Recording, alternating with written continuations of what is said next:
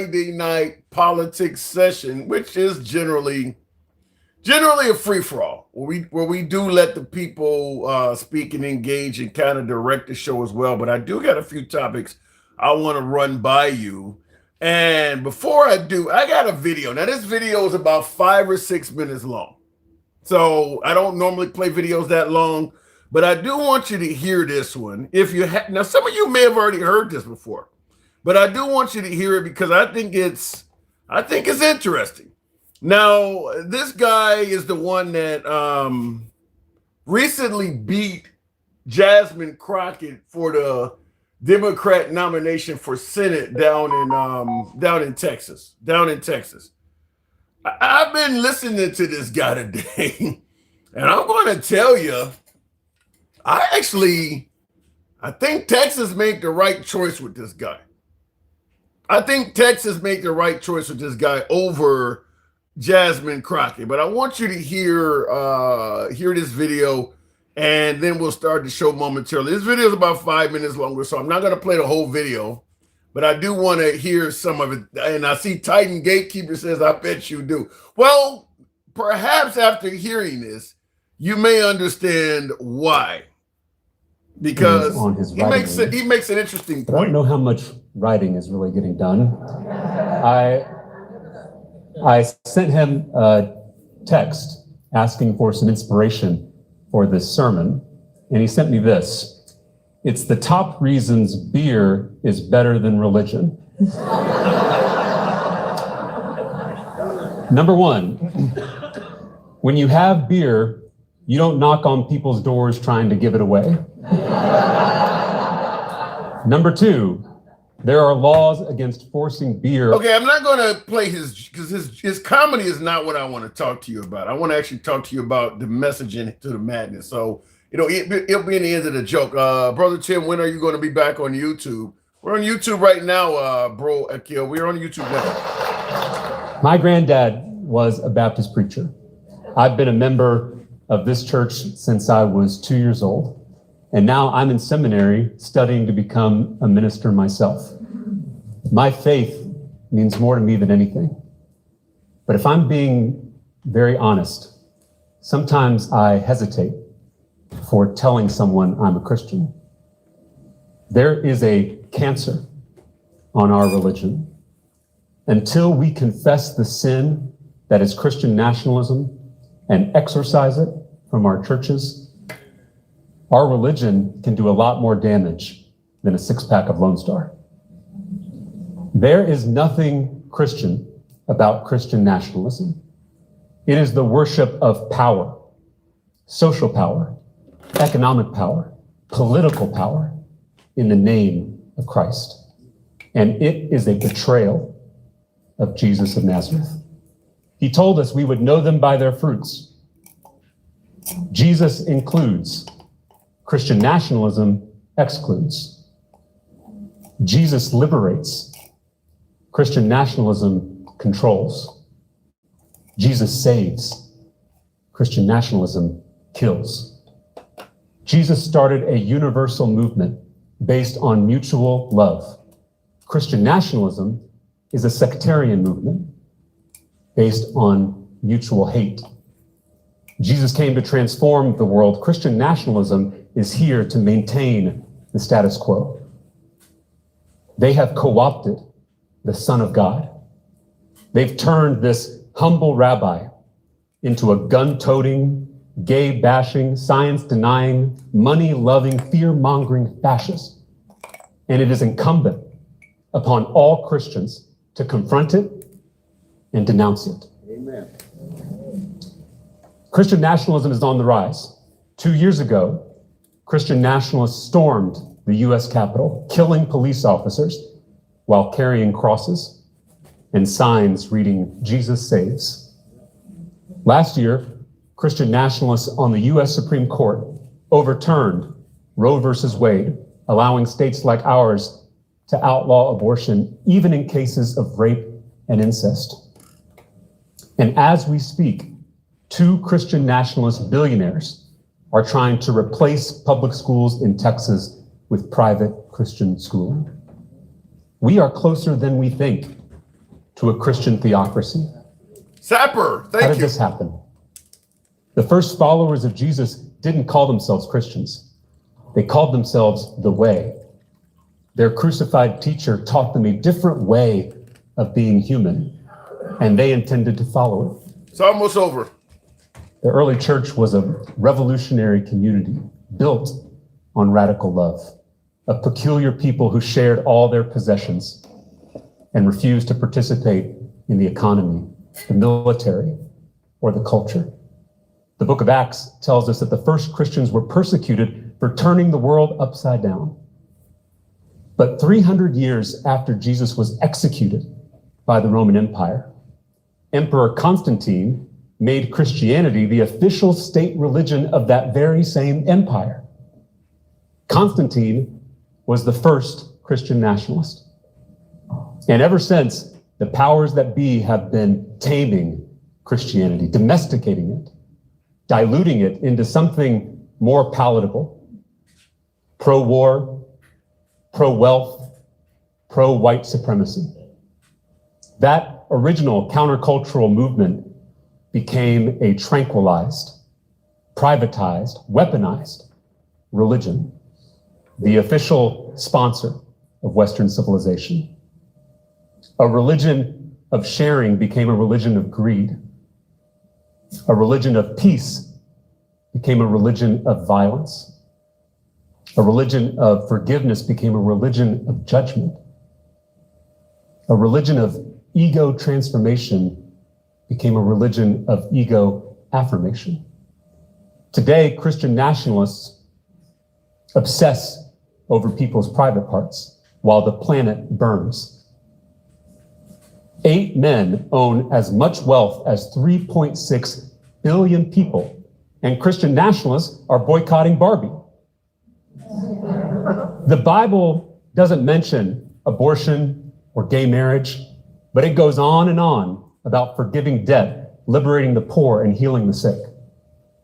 Christian nationalists like to say this is a Christian nation. Not only is that historically inaccurate, not only is that theologically blasphemous, but it's also just not true. Look around us. If this was truly a Christian nation, we would forgive student debt.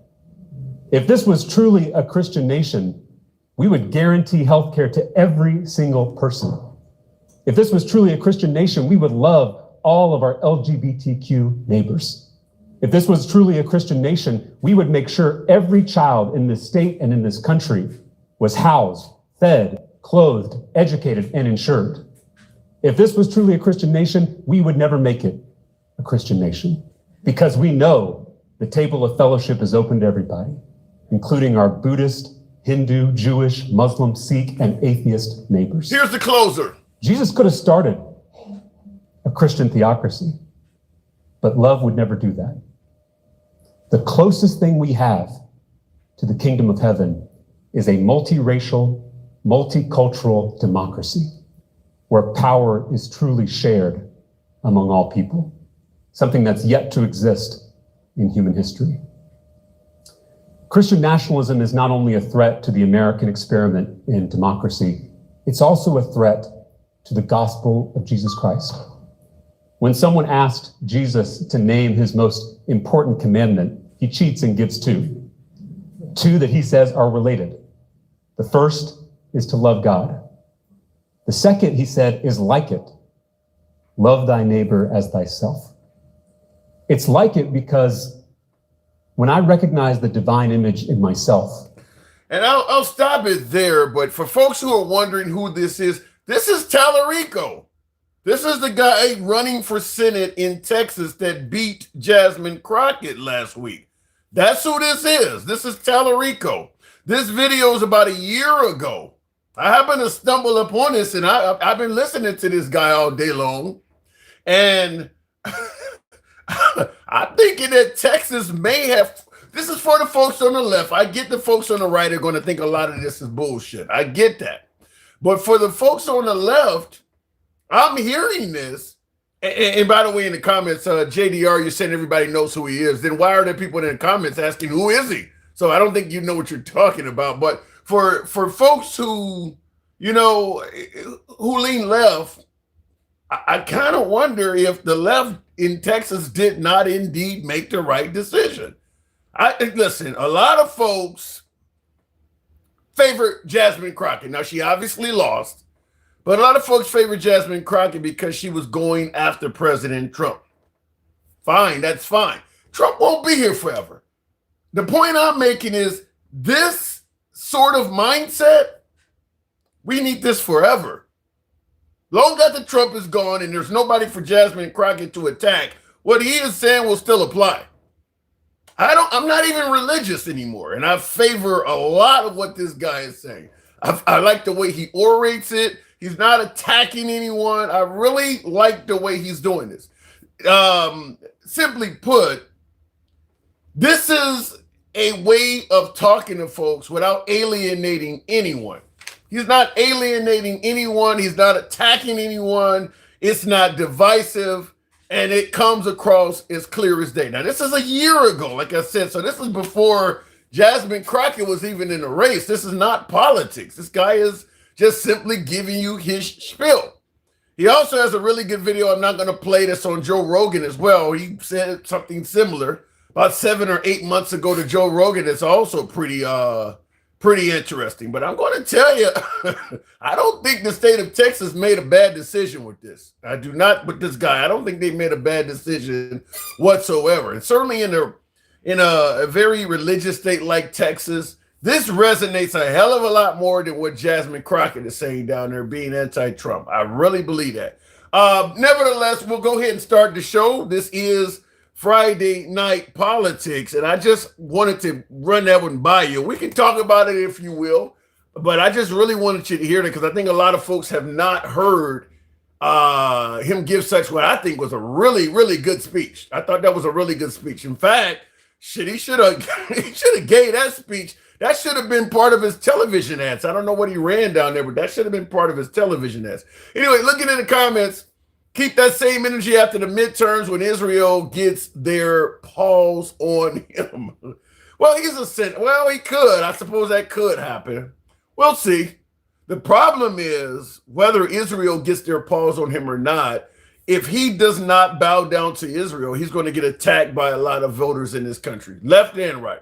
There's a lot of voters left and right that believe all of our politicians should be pro-Israel, no matter what Israel does. A lot of folks believe that.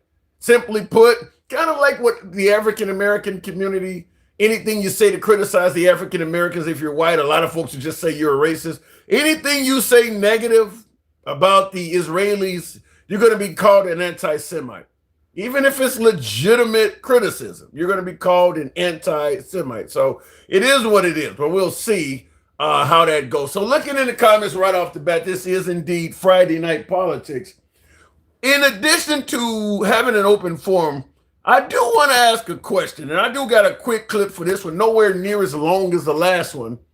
But I want to talk to you folks about why do so many people have an adverse opinion of President Trump? Why do so many people hate President Trump? We're going to talk about that. And before we do, quick video, a lot quicker than the last one. This is not going to go anywhere near as long as the last video because I know you guys are ready to get the show going, and frankly, so am I. But I do want to run a clip to you by Bill O'Reilly. I don't even think this is not even a minute long, so this is much shorter, and then we'll start taking calls, get the show going, et cetera, et cetera. But I want you to hear, to some degree, what is missing versus what you're listening to. So there are two reasons for the hatred, two primary reasons. Number one, Donald Trump totally rejects liberal policies and woke. There isn't one I can find that he supports. He didn't used to be that way. He was a registered Democrat in New York City. But now there's nothing on the left that he likes. And two is his demeanor. He's in your face. He does not speak precisely. He exaggerates, he brags, and he is putting on a show many times in the public arena. Those of us who know him discount that. I do. I mean, his tweets and all this, I don't take them seriously. All right. What I take seriously is what he tells me and what I can see in the policy realm. Now, I just want to point out, I wanted to just play this quick clip because I think it's more or less what you don't hear. Now, you heard him say his tweets, he doesn't take them seriously. He only pays attention to the politics. That makes perfect sense for Bill O'Reilly. His tweets are not aimed at you. You will hear this often from folks on the right. Pay attention to I like Trump's policies. Pay attention to what he does, not what he says. I don't mind the tweets. They're just jokes.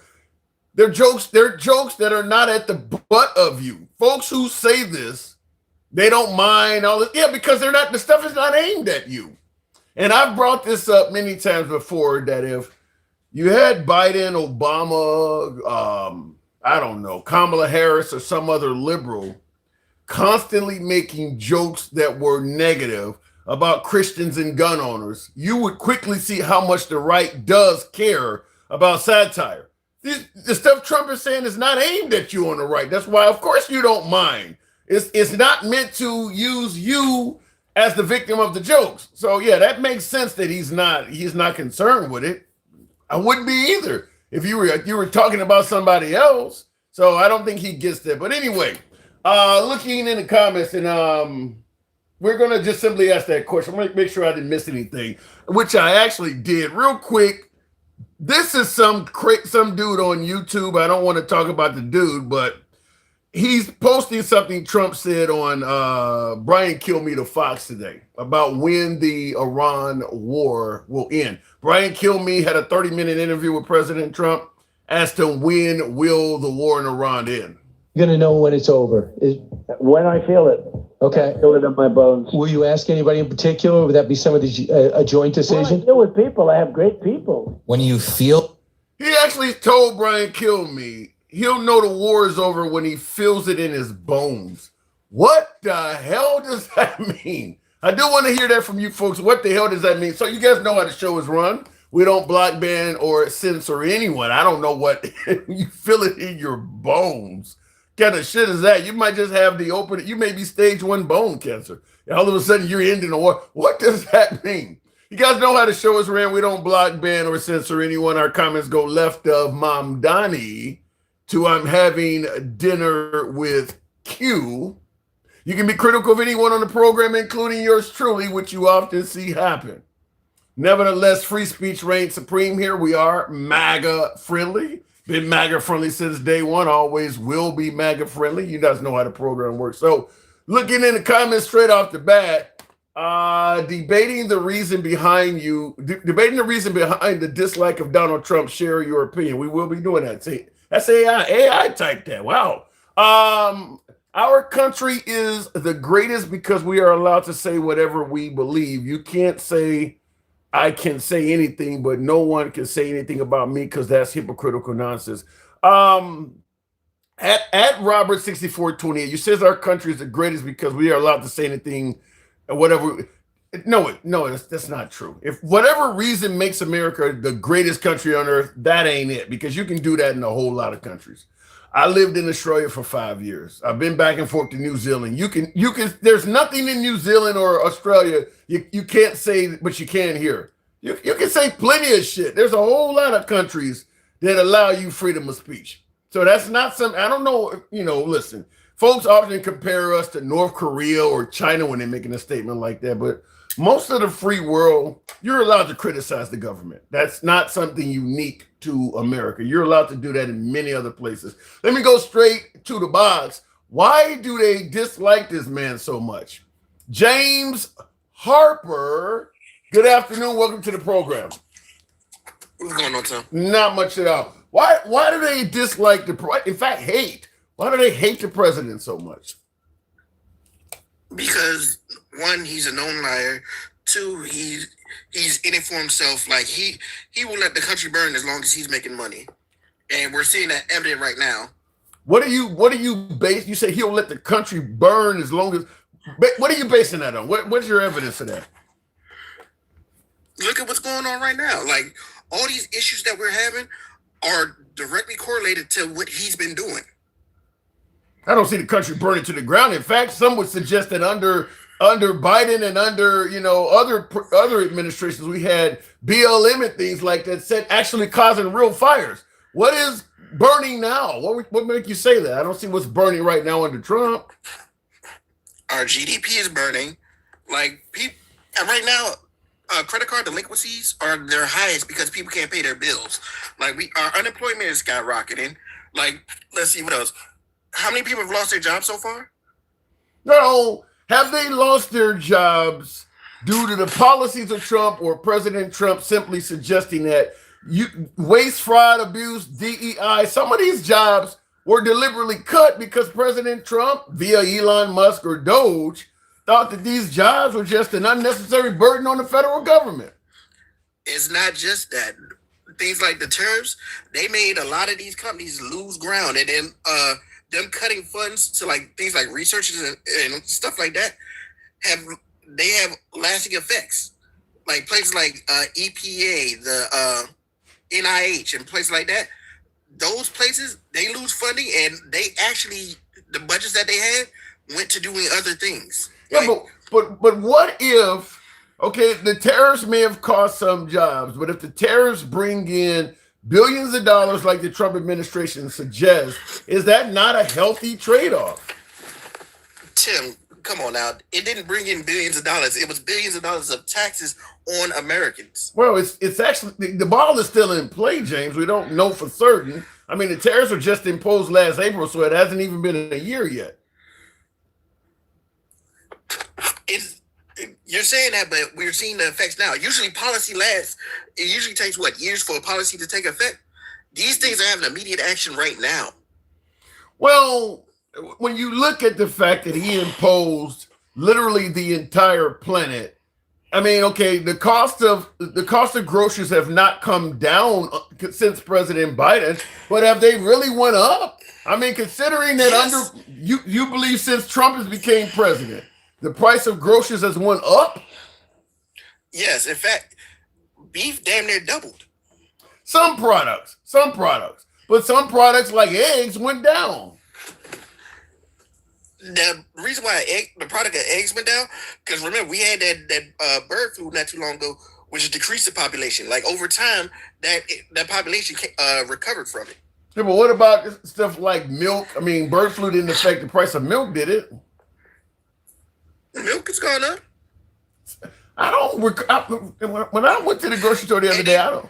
Go ahead. What you say? It's not just that. Remember, like a lot of stuff that we like import, like fruits and vegetables and things like that, those have gone up too because we're not getting them. The quality has gone down because the trade issues we've been having with places like Mexico.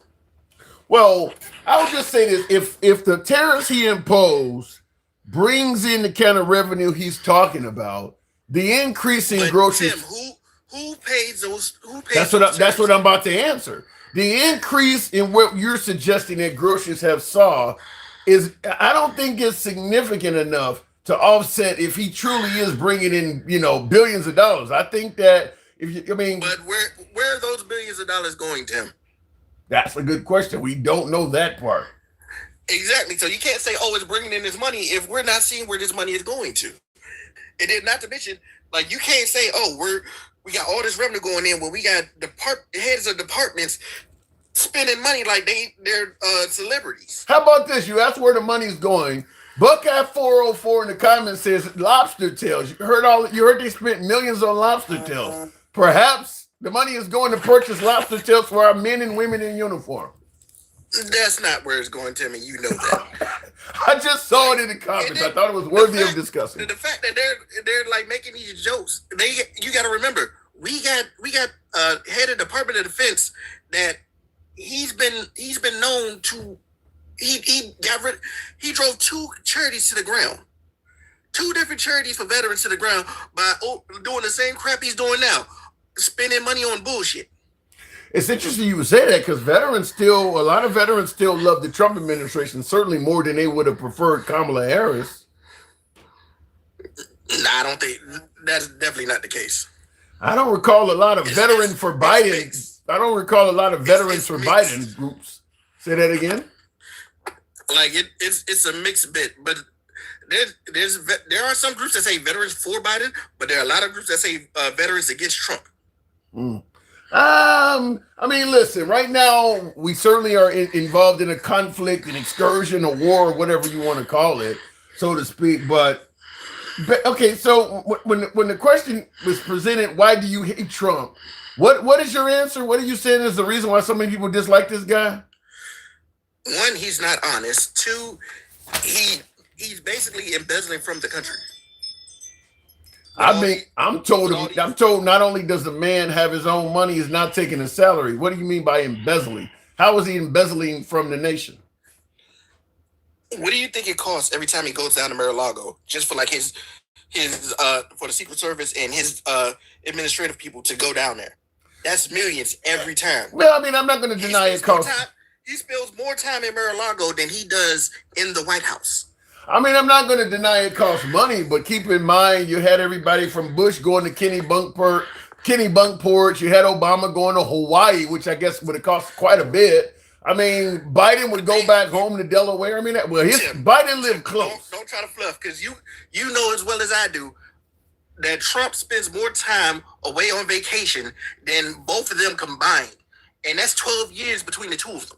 I gotta push back. I gotta disagree with you, because when Trump is at Mar-a-Lago, he takes press conferences. He's on. I mean, even when he's playing golf, he don't mind letting reporters ask him questions. So when Biden would go to Delaware, you didn't hear from the guy. You know, even when Obama was in Hawaii, you didn't hear from the guy. How far is it from D.C. to Delaware? Yeah, I admitted that. Biden didn't spend a lot of money doing that, but you didn't hear from him. Not to mention, Tim, when he's down there for what? Weeks at a time, just down there, and then he has 4 delegates come down there too. And who pays for that? It's not the delegates. But what I'm saying, and thank you for that alter ego. Appreciate the hat and mustache. You guys certainly help your boy out with the hat and mustache goal. Thank you very much.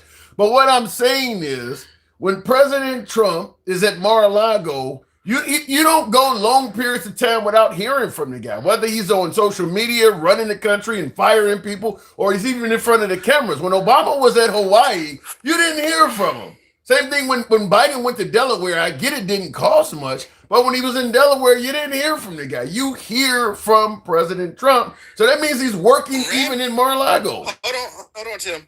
Rambling and actually doing presidential business are two different things. You hear Trump ramble all the time. You didn't hear Biden ramble as much. You damn sure didn't hear Obama doing as much rambling. Well, all you hear from Trump is him sitting on his phone complaining about every goddamn thing, not him actually doing shit. Well, I don't know, because generally when Trump complains about something, policy or some kind of effect is going to take place. If he's complaining about you ripping off the country or you're a fraud to the taxpayers, chances are something's going to be done from the Trump administration about that. Hold on, he cannot talk about being a fraud to the taxpayers when that whole fraud, waste, and abuse. If that was the case, how come Doge never targeted any of these departments that his people are running? It's all he targeted was oversight and trying to get contracts from other people. Yeah, we don't listen. I'm not here to sing the praises of Doge. We won't know the full scope of Doge probably until the end of his administration, maybe even after. We're already seeing the effect of Doge, because since Doge has come around, we've started to see like a rise in monopolies. Because before Doge, all these mergers would not have happened. Well, but a merger, you don't see the possibility of that producing jobs, producing opportunities. I mean, is it all negative? Okay, I'm glad you just said that, because Block, that company is Square Pay, Cash App, and a couple other apps. They just laid off 4,000 people because they did a merger, and they said all these jobs were redundant. Yeah, but I mean, are you blaming that on Trump though? What I'm saying is they cut out the oversight that would have blocked that kind of merger from happening, because of the fact that it would have become a monopoly. Well, here's the thing, though. I guess I would throw out there. Mergers happen under all presidents. I mean, that's not something unique to President Trump. Mergers happen under every president. Yeah, mergers happen under every president, but the thing that you're not realizing is those mergers have to follow certain guidelines by the SEC, the FCC, and those kind of oversight committees. I mean, departments. But all of those places have had severe cuts to their personnel that they can't even monitor all that stuff anymore. Well, Not to mention their enforcement ability has been cut dramatically. yeah, but what about all of the benefits that might offset what you're discussing in terms of getting all of the illegal immigrants in this country that were taking potential jobs that Americans could have? Now, all of those, now, with all of them, not to mention some of the crime and some of the other aspects of it, now that that's been curtailed by the Trump administration, do you give them credit for that? You mean when he attacked? Let's see. You see all the illegals that he got out. What were those jobs that all those illegals were doing that Americans couldn't do? Carpentry. Most of them was like carpentry, roofing, gardening, lawn care. Those are jobs Americans can do, and those jobs pay fairly well. No, because most of those jobs paid really low, and Americans didn't want to do those jobs. You think roofers don't make much money? No, roofers do, but like you said, lawn care. You said if you're really good at lawn care and you're doing the right home, yeah, if you're really good at lawn care and you're doing the right home, you can make a good living at that. If you own the business, yes, you can make a good living. The workers, you have to do a shit ton of overtime just to make ends meet. Well, shit. I mean, what are the jobs that, let's say, minorities like African Americans doing it? Most of the jobs they're doing anyway, you got to work a shit ton of overtime to make ends meet. I mean, that's kind of what it's like anyway. And then not only that, because of this administration right now, look at AI. AI has basically destroyed the entry level positions. Well, the problem with AI is you can't really blame that on anybody other than evolution. Now, AI will likely create some other opportunities in the future. We just don't know. But you can't put that on any administration. That's just technical evolution. That was going to happen. And then, like they're saying in the comments, all those jobs that those people the illegals got taken out of, who's doing those jobs now? Because it's definitely not the food pickers on the farms and things like that.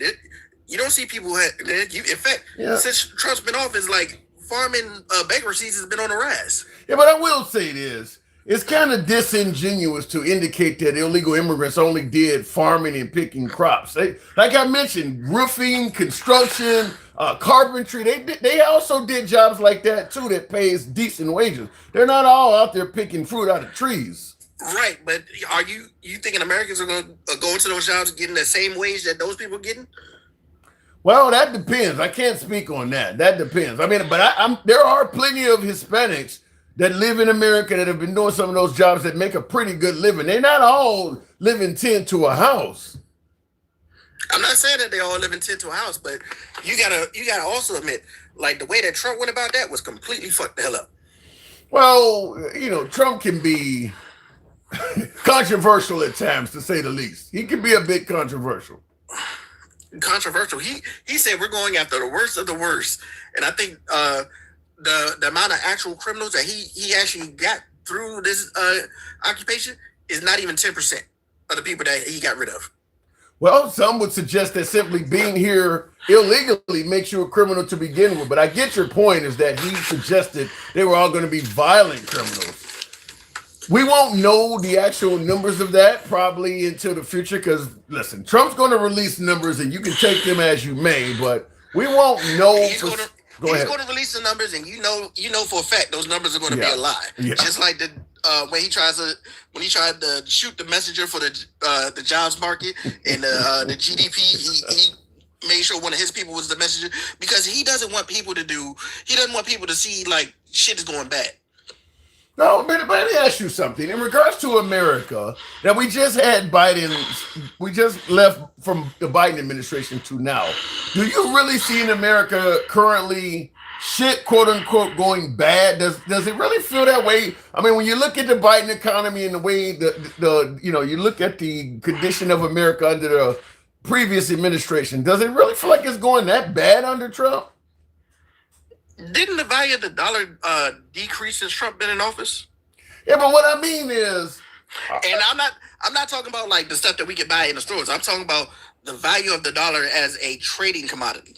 Yeah, but that's what I'm talking about. When I say does it feel that way, I'm talking about for the average American. Is the quality of your life significantly worse since Trump left office? Yes. How? In what way? Like I said, quality jobs have disappeared. Prices, like the cost of living has gone up. Unemployment is going back up towards like damn near COVID numbers. Like these type of things, and it's not like a global crisis happened that made these things happen. No, it's through direct actions of Trump. And one of the things is, remember how you always like to tout that, oh, the gas price has gone down? Due to his direct action. Yeah, I get that.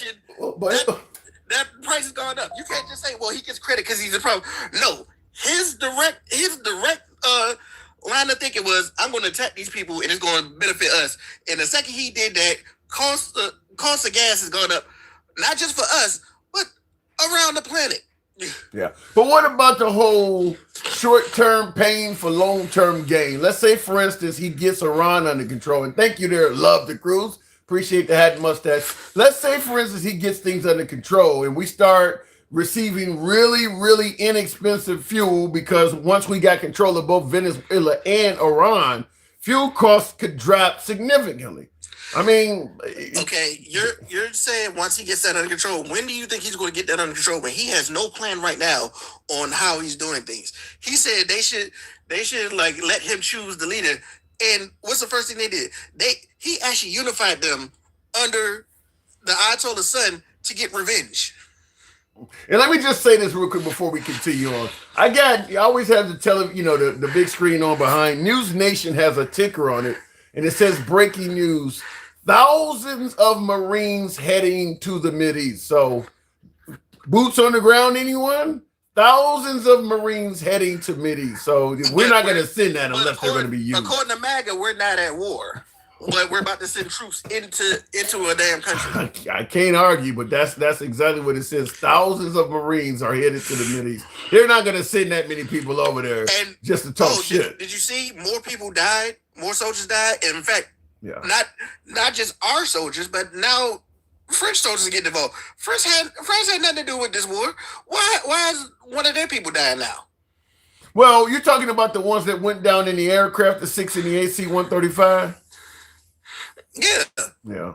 Well, those numbers are once we put the Marines on the ground over there, you're going to be getting 5 and 6 people probably dying the first few weeks every day. So long with this, only 7 or 8 people died. That's going to change drastically because we were getting a lot of numbers coming out of Iraq, and Iran is much bigger and powerful and more powerful than Iraq was when we went over there. So I expect those numbers to change immediately the minute we put boots on the ground. Not to mention that, didn't you hear about that oil tanker crashing and those soldiers had to get air rescue to get up out of there? So if this war is going so good, what is going on? Why is all this stuff happening? Well, from the air, James, it is going good from the air. We got complete control over their airspace. I mean, listen, every death among our men and women in uniform is one too many, but fact is, you're talking about less than a dozen people lost their lives after 2 weeks of conflict. The second we put boots on the ground, that number's going to skyrocket. Yeah, it's going to get. Yeah, that's what I'm trying to tell you. And I don't doubt that, but according to President Trump, it will be for the greater good. So we do have to. Okay, the same guy that told us that COVID was just going to magically disappear by the springtime when it first started, and all you had to do was get some UV under your skin to magically get the COVID up out of you. James, it's about time I let you go. This is Devil's Advocate Friday. I got to move on, James. I can't answer that. I can't say nothing about that. But thanks for coming in, man. Appreciate it. No problem, Tim. Good talk. By the way, tap the screen. Get us on up to 45K. Certainly help your boy out if you're watching on YouTube. Feel free to smash that like button. Help your boy out with the hat and TikTok cap go. This is indeed Devil's Advocate Friday. In addition to what we're discussing here, which is why do so many people dislike and hate President Trump? Michael DeBoss says lots of information today. Well, we're going to see that Jasmine Crockett lost all her voters. We're reading. You said, Jason, you said Jasmine Crockett lost all her voters. We're reading the Epstein files. I don't understand what you're trying to say there. But after playing that clip of Tallarico, I think that, listen, I know I'm going to take some flack for saying this, particularly because she's black and I'm black, but I actually think the Texans made a good choice with Tallarico. I think they picked the right one over Jasmine Crockett. I mean, not only because of where he's running, but I think based on what he was saying, I actually think that they probably picked the right choice with Tallarico. Just from the unifying standpoint in a state like Texas, if this was happening in Michigan or Illinois or some deep blue state, my mindset might be different. But in Texas, I really think they picked the right choice with Tallarico. Looking in the comments, Epstein is living in Israel. Oh my God. Yeah. So Epstein is still alive, huh, Raymond Yoakum, and he's living in Epstein. Okay. And I see Bruce says she lost to a great candidate. Yeah, I'm going to tell you right off the bat, if Tallarico was the only Democrat running in Texas versus whoever they put up on the right, the Democrat Party would absolutely be saying that Tallarico is a great candidate, just like you're saying there, Bruce. It's just that some folks favor, they favor Jasmine Crockett because of she launches pretty good attacks against President Trump. She's launched really good attacks against Marjorie Taylor Greene. So I understand it. But in terms of the ability to win, I think Tallarico's a better choice. That's just my opinion. In Texas, like I said, if this was a deep blue state, Crockett might be a different story. But in Texas, Tallarico's a better choice. Looking in the comments here, Trump is on borrowed time, brother, says Chris. Shit, aren't we all? Aren't we all? I mean, look, the man is almost 80 years old. He's not going to be around forever. I get that, but it is what I mean. There is a chance he could certainly live out his term. He only has 2.5 more years to go, so there's absolutely a chance that could happen. So, looking in the comments, we'll continue on with Handsome Conservative. Good evening. And by the way, folks, tap the screen. Get the lights on up to 50 thou. Or better yet, Fiddy, Fiddy. Handsome Conservative, good evening.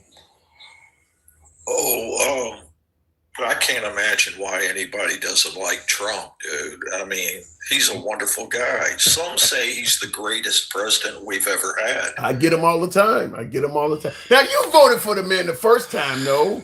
You did vote. You said you didn't vote for him the second 2 times. You voted for him once. I voted for him the first time, and I think the first time he did a great job. Okay. Some say he did the best job ever. I get the direction of the rhetoric. So why do people dislike him? Democrats. I mean, look. Let's be honest. Let's be honest about it. Okay, he's a Republican president. The Democrats don't like him. If we had a Democratic president, the Republicans wouldn't like him. That's what it is. They can come up with a list of excuses and reasons, and they might be right on some of them. But Democrats don't like Republican presidents. I mean, it went back. So it's just politics. So in other words, it's just politics. Well, it probably doesn't help that he was a Democrat for the longest time, and then he went Republican. At least that's what I heard.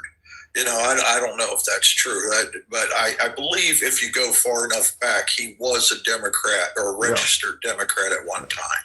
So again, he's a Republican, and he switched parties to become a Republican.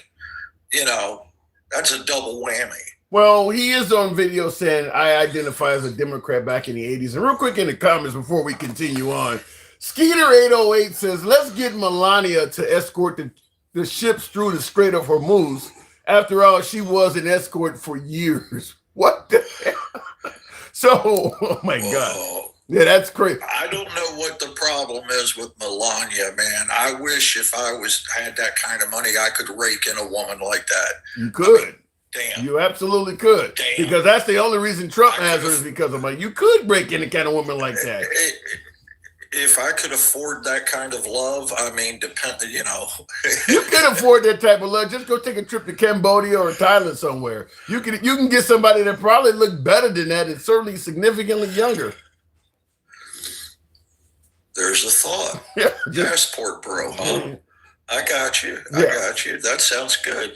What I'm interested in talking to you about is that first clip you played with that Tallarico. That so-called pastor. Why is he so called? Well, because he's contradicting himself. In what way? Well, he starts off the conversation, and you may have to replay it. I may get this wrong, but he starts off the conversation as we got to get rid of, how did he call it? National Christianity, or how did he put it? Christianity, but well, he's saying that Christian nationalist is a stain on the religion. That's it. Christian nationalism. I was with him. I was like, yeah, politics and Jesus got nothing to do with each other. Never have. Let's get rid of that. 100% agree. Where did he lose you? But then he lost me when he started becoming a progressive pastor, because that's identity politics. Well, politics. But how do you? He's putting his politics into being a pastor. But how do you respond? Wait. Don't belong in there. Well. But listen. How do you respond to him saying that abortion and gay in LGBT stuff is not even? It's not even in the Bible. He talks about abortion is not even in there. People are using religion. Okay. Go ahead. Go ahead. No, I'm saying. Please go ahead. Yeah, I'm saying that he's pointing out, just like he talks about in the Bible, it doesn't talk about abortion or gays, but it does talk constantly about forgiving debt. And he's saying that the party is on the right is constantly talking about gays and abortion, but they're totally against forgiving debt. Yeah, but when they're in power, they're also against forgiving debt. When they have the House, the Senate, and the presidency, they didn't say let's wipe everybody's credit card debt. Well, they didn't say let's give everybody a free home. That's actually not. Wait a minute. That's not totally true, because Biden did forgive student loans, and the right undid it. Okay, so that helped out a lot of the people that could afford college. But what I'm talking about is it helped out a percentage of the people. It didn't help out all of the people.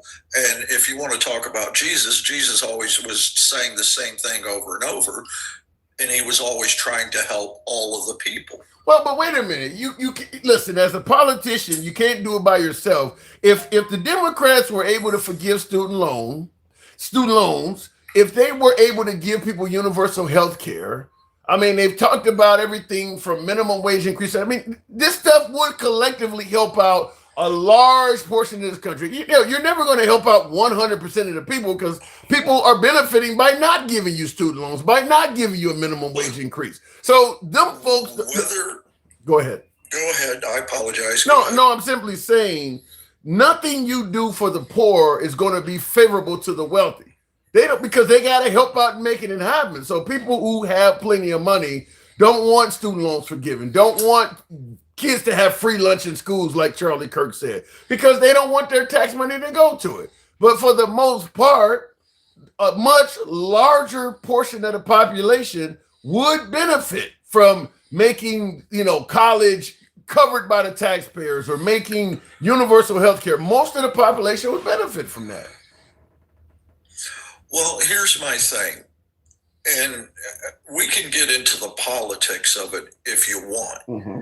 But my point really was that if you're going to get rid of the Christian nationalist agenda, okay, let's say that, because that's mixed in with politics. And before, hang on, I just want to interrupt you. I want to interrupt you real quick, because the ticker on News Nation is saying right now Trump is being interviewed, And he is saying we have to end the nuclear threat. So apparently that's the reason he's giving for sending the Marines and obviously about to put boots on the ground. So, and he's saying that tanker escorts are about to happen soon. So this is about to step up. But go ahead and continue.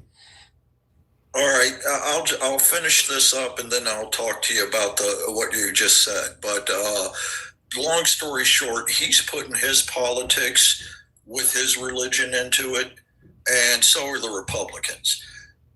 Jesus isn't a Republican or Democrat, no matter how much either side wants to pretend he is. No, Jesus is not no, he's not a Republican or a Democrat. Jesus would be a socialist. He would not be a Republican or a Democrat. He would be a socialist.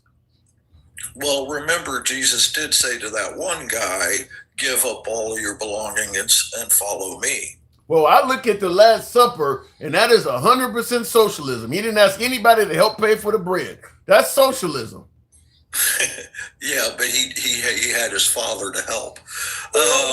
I'm just saying, that's socialism. That's what you guys don't like. Well, your side would have demanded that everybody receiving bread pays for that. And you would have allowed Jesus to charge whatever he wanted per slice.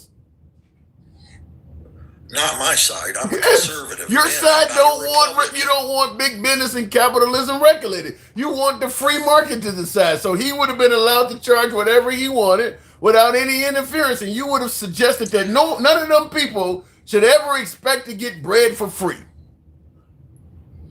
Either way, I'm just saying, all I'm trying to get across is that if it's good for the goose, it's good for the gander. Let's keep politics out of church. Let's make church about what the Bible says and not about what the politician says. And as far as Trump goes, I told you, boots on the ground. I said it was going to happen. Yeah. We got the troops coming. I pray to God that I and you are both wrong. But I told you, Trump's not going to let this go. And there is no nuclear missiles over there. I think somebody said they were considering sending Iran a nuclear missile, but they don't have them right now. I think all they have is like nuclear power plants or something like that to keep their power going, like most countries do. Yeah, but that's not the same grade. That's not the same grade as to make a nuclear missile. Yeah, that's completely two different things. Yeah, that country has a population of 90 million, so they're about 1/4 the size of America in terms of population.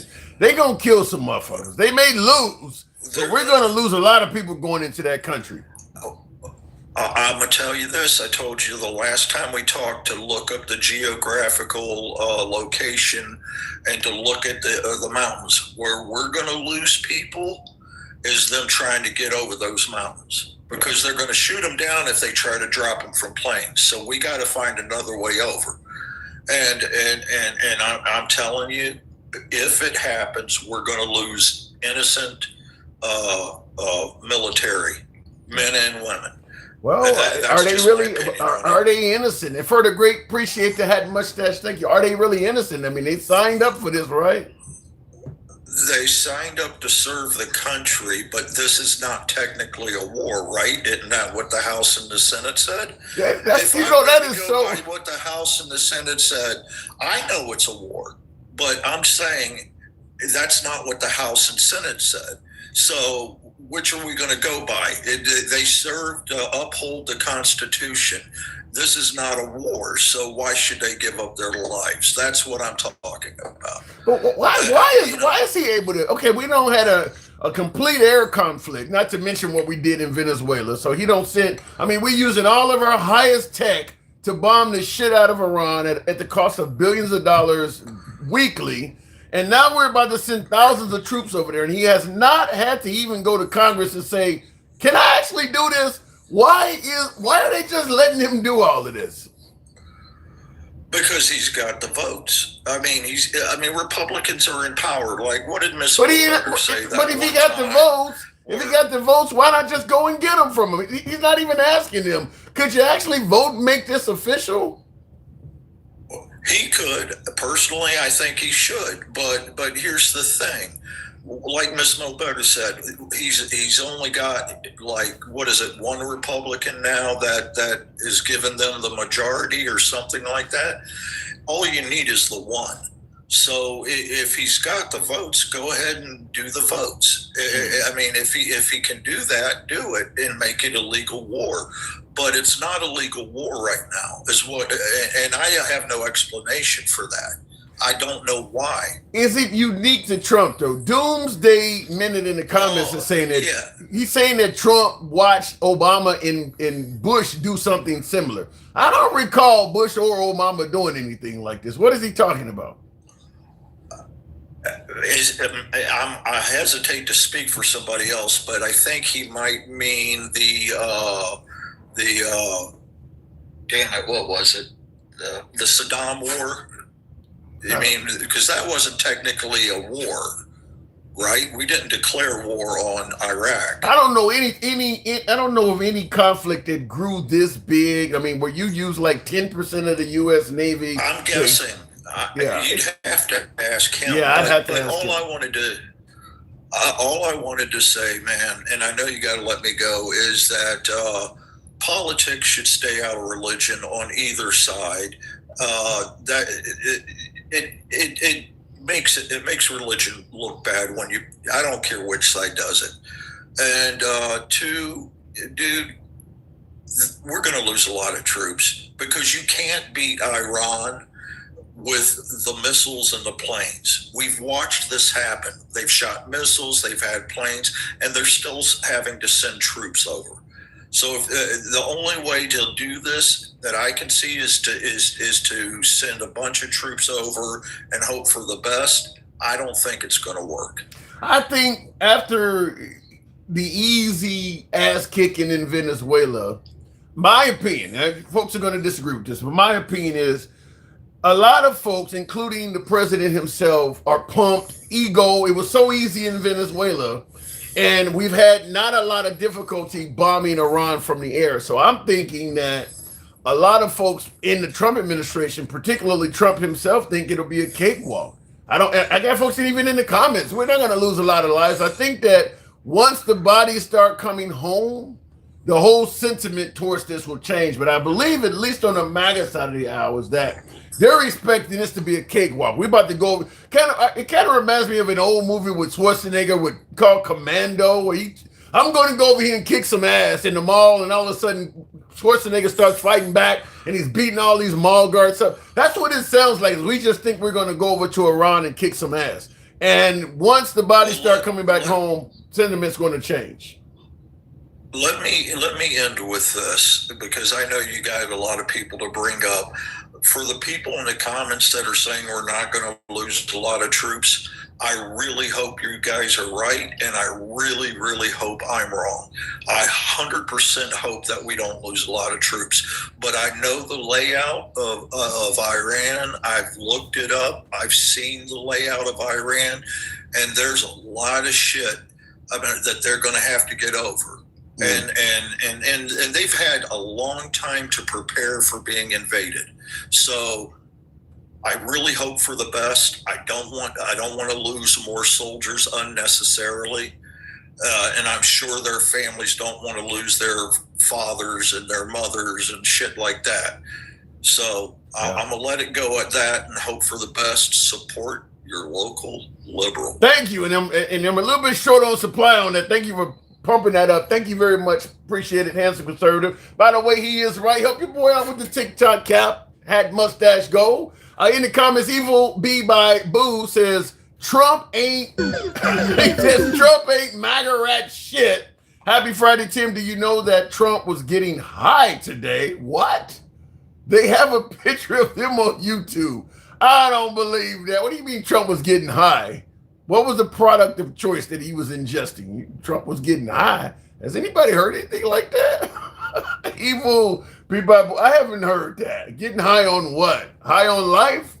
All the people who's saying we won't lose a lot of troops never served one day in the military. Derek, I can't totally agree with that, but I'm more likely to agree than disagree. More likely to agree than disagree. Buckeye 404 says blackest president in history. I vehemently disagree with that.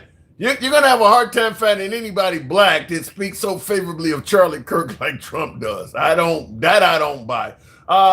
Josh Vet says, lost another 6 yesterday. Yeah, the 2 AC 130s. One of them survived the crash. They hit each other in midair. AC 130s. AC 135s. AC 135s. Refueling aircraft. When I heard that an AC 135 had went down, and they were still, I guess, looking for, trying to rescue. I'm like, that's a fucking refueling aircraft. You ain't surviving a gas tank hitting the ground with you in it. Like when that hit the ground, you ain't surviving a plane crash, period. But yeah, KC 135, yeah, when you're not surviving an air crash most of the time anyway. But if you're on a refueling tanker, like that's gonna be a nasty, nasty crash. I mean, nasty explosion. Yeah, I knew right off the bat, you probably ain't gonna find nobody alive in that shit. That's just, if you've seen the United Parcel Service, there's plenty of footage of that on YouTube. There was a I think a DC-9 or something like that, the 3-engine aircraft that FedEx and United Parcel Service used. There was one of those that just took place in Louisville, Kentucky a month or two ago. And it was on its way from Louisville to Hawaii to drop off packages. So it was really full of fuel. And when it went down, fire everywhere. Fire. And so you can only imagine what a tanker has on it. So I'm like, yeah, ain't nobody surviving that. You're not even, there's probably not much remains to even find. But looking in the comments here real quick, what about all the civilian contractors killed? Well, the civilian contractors are not going to get much fanfare because our civilian contractors are almost like mercenaries. You get paid a lot of money to go operate in dangerous environments. And you're often told, from what I hear, that if something happened, we're not going to really do a lot to come looking for you. There's a reason why they pay you, $150,000 a year to go do something simple, because you're in a dangerous area. And if you don't come back, you don't come back. And I'll tell you before I go to the next caller, my dad, who used to be a lineman, may he rest in peace, for Illinois Bell, the phone company. So he climbed on the poles and whatever the case may be. And he was telling me that years ago, when he came back from Vietnam, that he got offered a job like that, to be a lineman. And they told him that, the pay, I forgot what the numbers were. We were talking late 70s, early 80s. The pay was really good, but he did say that people might be shooting at you on the phone poles. And the amount of rescue services to get you back is very limited. It's not what we do to get military personnel and things like that back. There's a reason they pay you a whole lot of money, because, you might not make it back. But anyway, going back to the box, tap the screen, help your boy out with the TikTok cap goal. We'll make that happen momentarily. And we'll go to, I think it says Doomsday. Good evening. Welcome to the program. Why would you sell your soul for a salary? No thanks. It's kind of what we all do to some degree, is it not?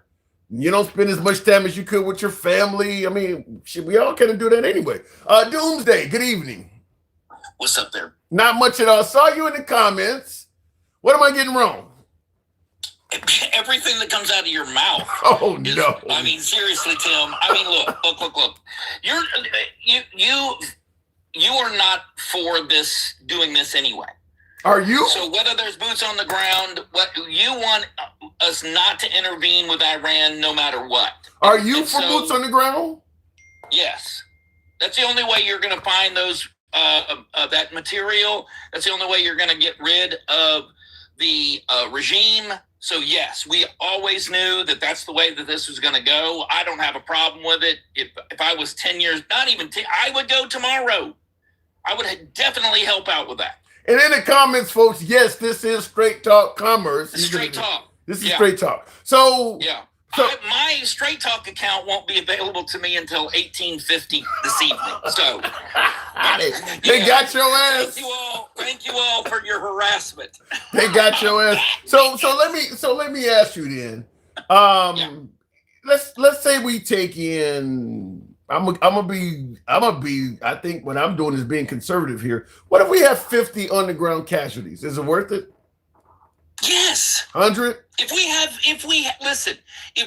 100, we lose 300 service members a year in training accidents alone through the branches. 400 if you count all branches, including Coast Guard. So yes, it would be worth it. Are you kidding me? Living under the threat of a nuclear Iran, I don't want that. Here's what I don't get, straight talk. What are we expecting is going to replace this? You think the Iranian people, after we're blowing up schools and shit, what we come on the ground and do? You think that they're not going to go right back to hating us after this is done and trying to do the same shit that he's trying to reset now? That's why you call the herd. From time to time, you need to call the herd. Yes, of course, there's a certain group of people that have hated you no matter what. You can't do anything for them, and you need to go in and call that herd. And then you put in people that are, outnumber those people. So that's what you do. So we're going to go and put in an American-friendly administration. We're not going to put in anyone. We're just going to call the herd until the people that are there that are friendly to us can take their country back. And we're willing to. If there's not enough of you to be mad at me and be worried about it, then we're all good. Here's what I don't understand, straight talk. We're willing to do this, but we were not willing to let some immigrants come in the country and claim asylum. Nobody had to die for that. You're so eager to help the Iranians out. Listen to me. I don't want you. Whoa. I will go to your house and help you clean up your mess. I don't want you moving in with me. Fuck that. You're not helping them. I will go to your house and help you get it straightened up. But what I will not do is put you in here next to my family. No, we're not allowing Iran, this little pissant country, Iran, to shuffle everybody into our country so we can be mother hen to them. No. You're gonna cause the deaths, plural. I'm not causing any deaths. Bullshit. We've already lost almost a dozen of them now. The Iranian regime is who you need to be in a problem with, who you have a problem with. Yes, hold on. Steve Witkoff was on the news this weekend, and he said, first meeting I had with these people, I offered them enough nuclear fuel for the next 10 years for their entire country. The United States would give them enough nuclear fuel to power their country for the next 10 years. What did they say? Double middle finger. We're going for the nuclear bomb. Now, what more do you need to hear? Well, then I have to ask you, so once we leave, who helps rebuild their country? Do we end up doing what you just said? We give them nuclear technology to power their country? Japan. Who bombed the absolute shit out of Japan and helped them rebuild? Who did that for Great Britain? Who did that for Nazi Germany? We did all of that. We did. Yes, we did. So we're going to spend we became the superpower we are by doing that. I don't get the America first in this shit at all. We're spending a fortune. What do you mean? Hold on. If there's no America, if Iran has a nuclear weapon, there's no America at all to be first, second, last, whenever. You are a coward, Tim. You are a coward. I think you're an idiot. If you don't want to serve, don't serve. Just get behind me. I think you're an idiot. I think the idea that Iran is going to develop. Hold on. Protection and my brother's protection. So how big of an idiot I think your brother is protecting me from some shit that ain't a danger to me, straight talk. Okay, guess what? That's why you don't serve. We are saying that there's a danger. You don't have to believe it for it to be true. You sound just like the folks on the right before we went into Iraq. Same shit. The liberals are not. You were saying the same stuff about it. Cindy Sheehan, she wasn't patriotic. This is the same shit. You sound just like them. 100% true. Guilty. Listen, the minute that someone calls your number and you've got to pick up a rifle in a ruck, you will have an argument. But no one is asking you to put a hand in this. Let the men. Bullshit. We are putting a hand in it. The women. Bullshit. We are putting a hand in it. Not only are we putting a hand in it. No, you're not putting a hand in it. Hear me out. First of all, the people that were down in Austin that got killed by that Iranian sympathizer, they're not in the war. Yet you're going to have all. Thank you for proving my point. Iranian sympathizers want you dead, and you still Don't listen. No, you're not. I think you just told me. You just told me that we're not putting a hand in it. First of all, our tax money is going to this bullshit, and then we may be a victim of terrorist sympathizers. Again, with this bullshit. No one's asking you to do this. You want me to feed your kids lunch money at school. No, nobody's asking. You're forcing me. And did somebody send a Galaxy? I think somebody wanted to talk to you. I don't know who it was. Oh my God! You got to stop this bullshit, dude. I am not here for your retards, dude. I'm not. I want to talk to you. Straight talk. Every fucking body is a retard to you. goddammit. They all are. That's true. Thank you for that compliment. But by the way, it's now 2 galaxies to talk to me. No, it's not. 1 galaxy for you, 1 galaxy for me. If motherfuckers want to talk to me, then it's another galaxy. With the support coming to this program from you motherfuckers, I'm surprised it ain't a half galaxy. I mean, shit. So I gotta get the people what they want. Who the hell did that? But okay, well, here goes, because I do want to hear what happened to him. Did he drop? Yeah, he dropped him in. I saw James said bring you up. I brought you up and he dropped. Bring his ass back up. Well, if he requests, I'll go ahead and absolutely do that. I think he dropped intentionally. You know, a lot of these conservatives don't like talking to you, Mike. They don't like talking to you, man. Well, you know why they don't like talking. You know why they don't like talking to me. You an uppity Negro. Real quick before you before you respond, Evil Babu says this is choke mouth, stupid mouth covers. Oh my God, how idiotic this person sounds. Yikes. But yeah, he dropped. I can't do nothing. He dropped. Hey, and if people are reporting, don't report, because it hurts the live, and we want to have the conversation. So if you're reporting and don't report, let's just have the conversation. Everybody don't favor freedom of speech when it's critical of their side. I know, and it's crazy. And well, first of all, I don't even. This is the funny part, Tim. How do you report? I don't know, because I have no idea how to report. And trust me, listen, if he said I reported him, just come back up. But I think you said the R word. Yeah, because I don't block, ban, or censor anybody as the host. You don't ever hear me block. Only time I will do anything is if you spam.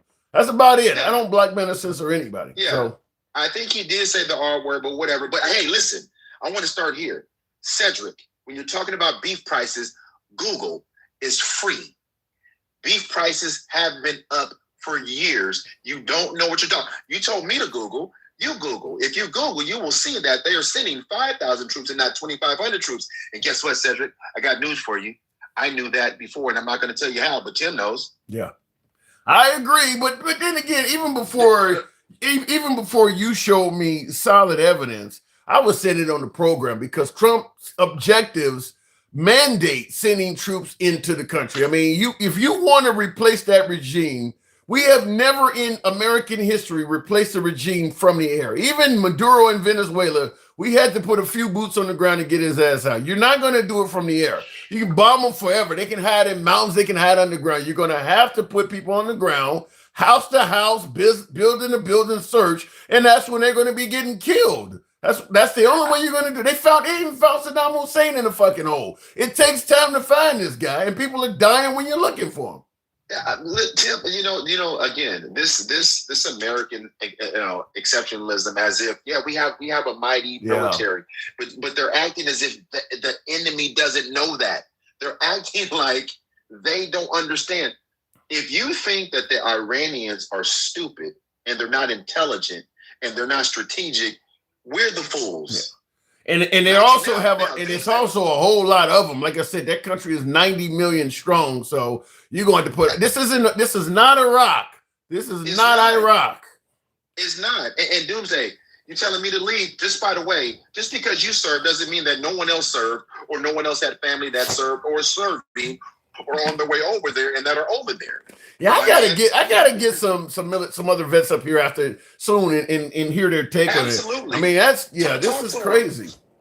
Hey Tim, talk to them. You know that I've been talking. You know that here's the one thing, and I'm saying this for the 349 people. When I speak about this shit, I will vet what I say before I say it. Me and Tim talk at length. Did I or did I confirm my sources at a high level over there? Facts with photos. Facts.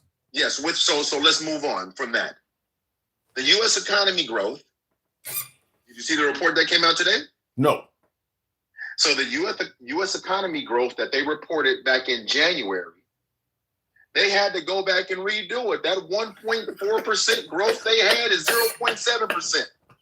What did I say about if the numbers can be skewed, expect them to be? Before you continue, Evil Babu says also that Tim tell Super Mike happy Friday, referring to you, and I love it when Mike is up here. Mike is the godfather when it comes to something like this. Say hello to my little friend, and also Jake. Appreciate the support. So you certainly got an ally in Evil B by Boo Mike. But go ahead and continue. Look, I do this just so I do this to make sure that we're giving out right information and make sure that these motherfuckers like Straight Talks is always chirping about stuff and make sure that we're correcting stuff. What the hell happened to him? Why did he was up? I mean, did he get? He's in the comments. I see him. Doomsday. What the fuck happened? Doomsday Minute. What happened to you?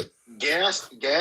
If you guys go out to the energy Department of Energy right now and look at the EIA, they have gas and oil not coming down until the end of 2027. Whoa, Mike, go ahead on, Mike. Man, I love that. I appreciate that. Shit. If you go out to the EIA, they're showing gas and oil pipe prices won't come back below $60 a barrel of oil until the end of 2027 already. I heard that. Based on today, right? So again, Tim, we can't act as if what's happening is not happening. My nephew's on his way over there. By the way, Straight Talks. While you're talking to me, my nephew's on. What branch is he? Where branch is your nephew in?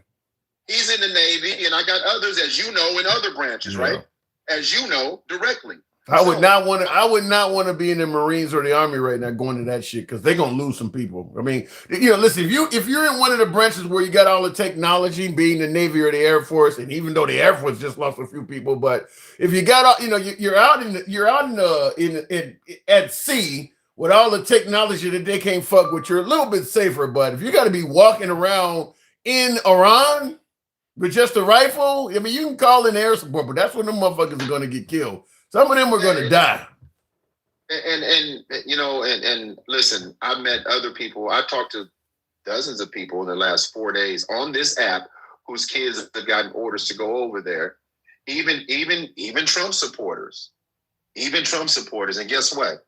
None of them like it. I haven't heard one that is okay with it. Even Trump MAGA supporters. Because you know why? It's touching them now. I get it. Hey, you don't have to keep spamming the comments, dude, for you to be important. Buckeye, are you spamming Buckeye? I'm important on TikTok. he's talking to me. But hey, by the way, hey, let's talk about the news today.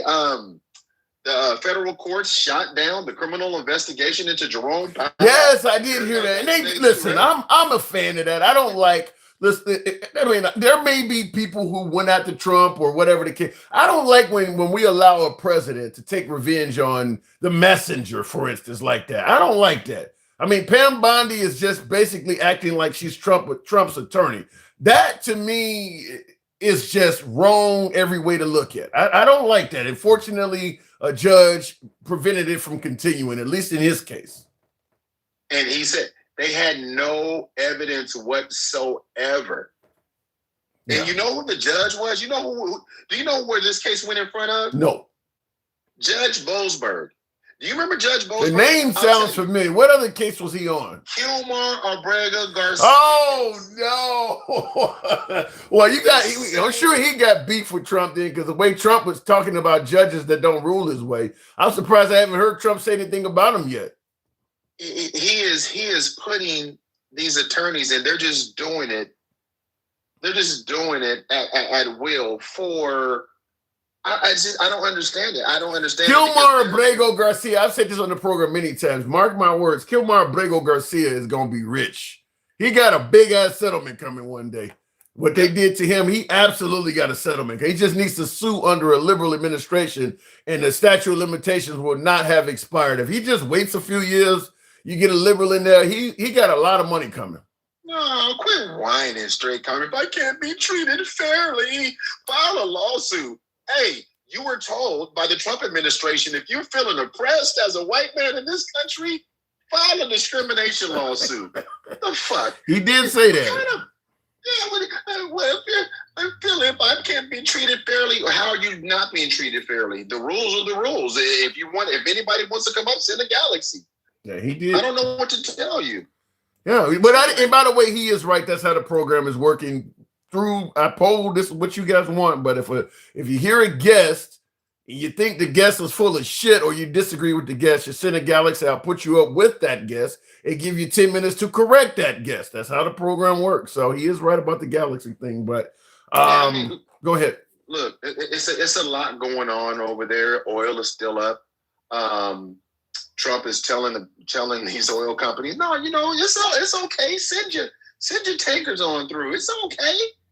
That was crazy for him to say they should have guts and go through the Strait of Hormuz. And within 24 hours, 3 tankers had got shot. Like, you could have got people killed listening to that shit.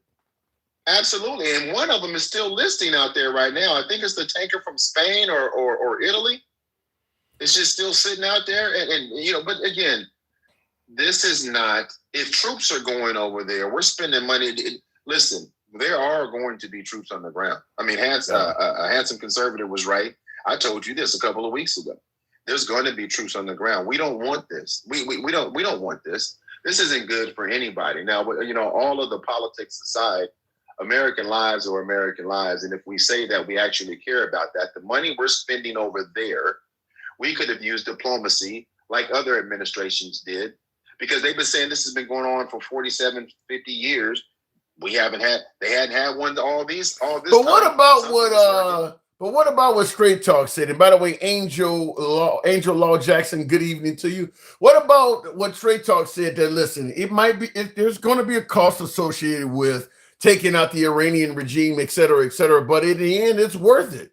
What about what he said? I mean, there's got to be plenty of other Americans that feel just like he does, that, the risk is worth the reward. Yeah, that's what they're saying. But unless you obliterate an entire country and ideology and a religious, and again, listen, you're not going, I don't care what, you think you're going to get rid of this ideology? No. Is that what we think we're going to do? You think you're going to, I don't care if you do a regime change. And every time we do something like this, all they do is get more convicted in their beliefs. But that's what Straight Talk was indicating, is that you go over there, you straighten things out. And if it flares up again, you go back again and straighten it out again. So even if that's his position, where was it flared up? If that's his position, where was it flared up? Because his guy, the guy he voted for, told him it was obliterated back in June.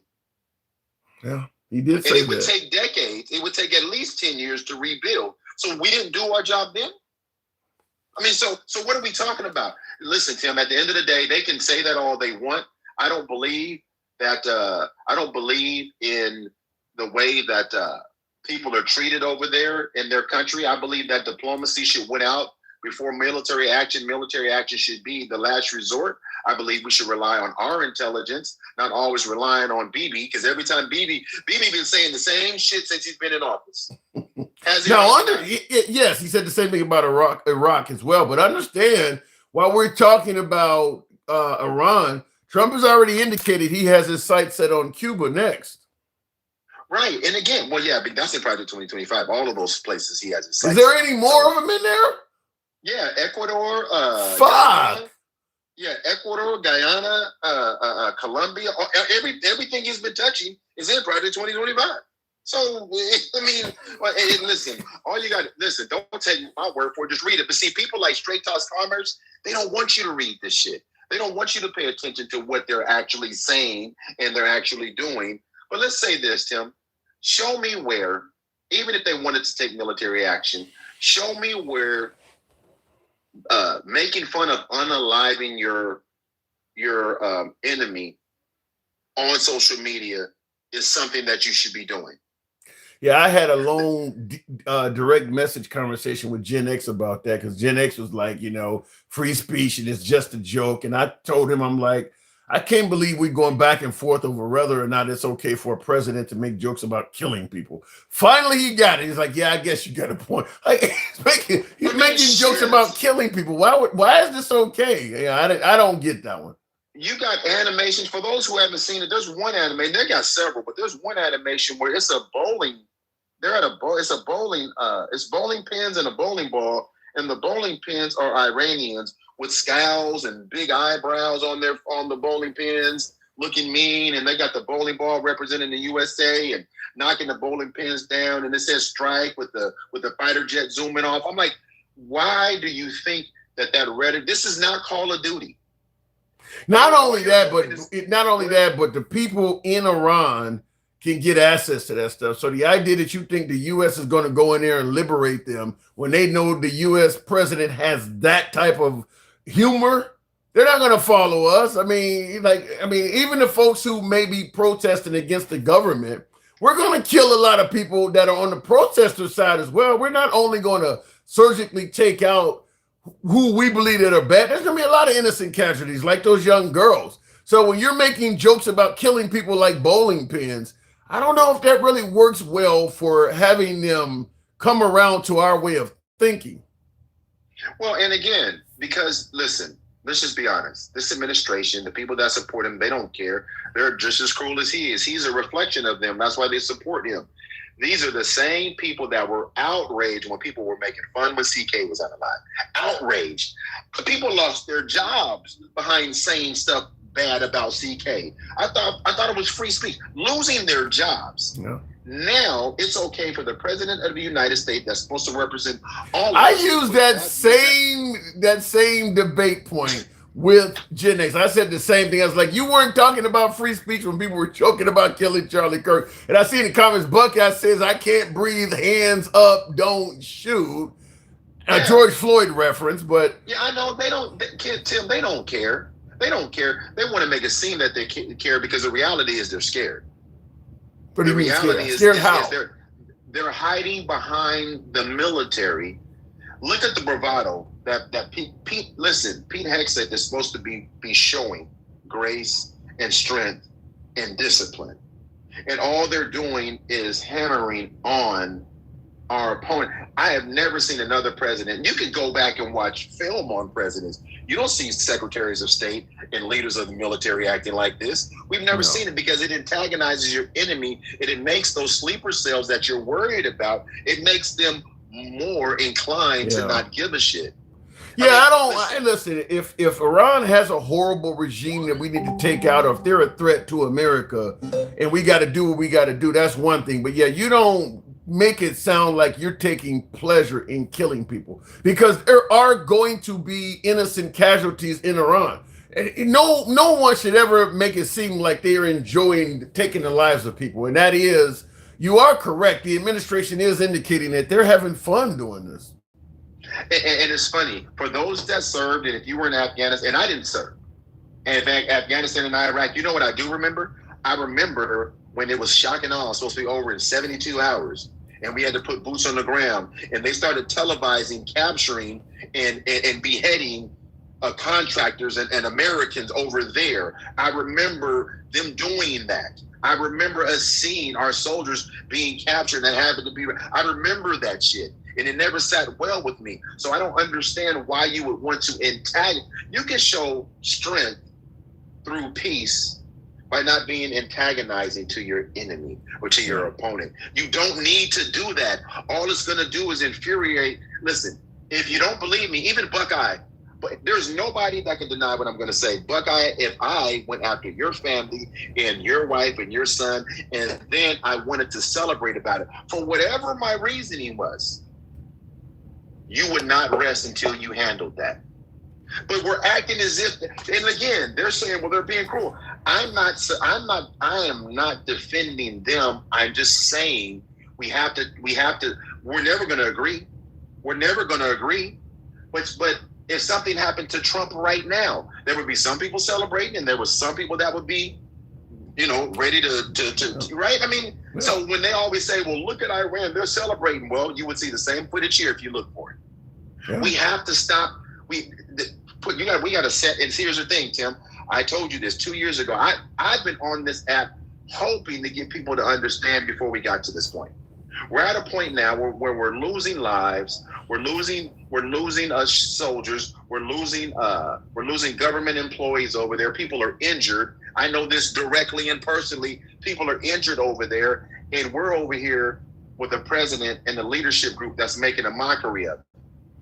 I don't like the mockery. I wouldn't like it if it was even if I thought, and I don't believe what we're doing is 100% necessary, but even if I did, I don't like mocking, the taking of a human life. You can't call yourself pro-life and then be laughing at this shit. And in the comments, Handsome Conservative says, yes, you heard that I was right. Yeah, the boots on the ground, you're absolutely right about it. I think we're all agreeing with that. And he says, so we're just going to skip over somebody that said, oh, I'm reading it. It took me a minute to see it, but I did see it. But real quick before we continue, Mike, Forever C10 says, man, I can't believe that man got on stage the other day and criticized how Obama bopped down the stairs getting off the plane was so unprofessional. He cried. Really? What are we talking about?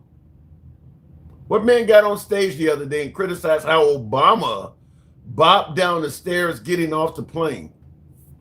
Have you seen anything like that? Does that sound familiar to you, Mike? No, but it's so funny. If he's still talking about Obama, but they talk about TDS, it's just crazy to me. I think is he talking about Biden? Biden has failed down some aircraft step with Obama. He's probably talking about how cool Obama went down the stairs because he was real fluid.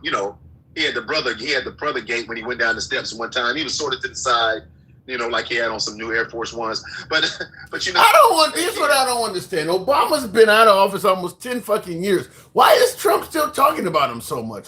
What happened to it being wrong to have derangement syndrome? Why is the name coming up so much? I'm going to tell you this, because the right, including Trump and the right, Mitch McConnell, Lindsey Graham, all of those, when Obama got elected, they were trying to erase his ass in real time. They have been trying to erase everything.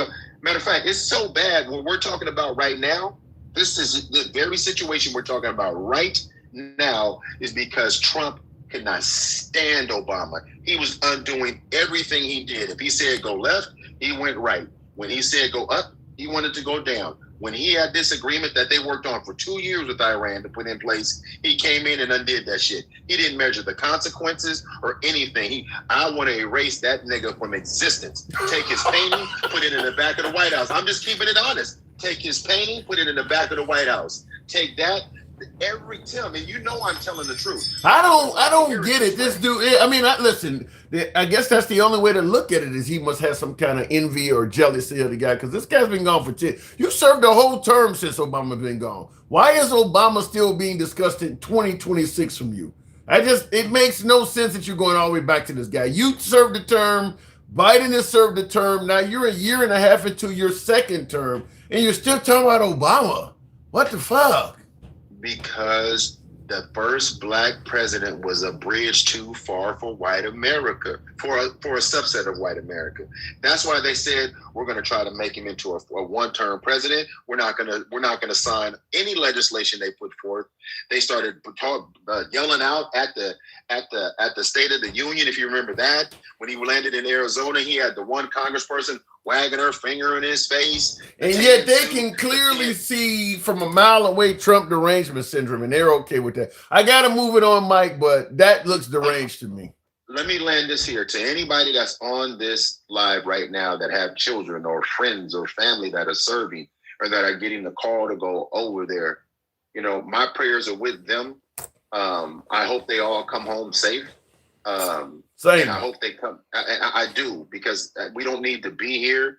And then here in the States, you have to be vigilant and pay attention to what's going on around you, because this is just getting started. It's just getting started. And to those that think people like me are talking out the side of our neck, fuck you. Right.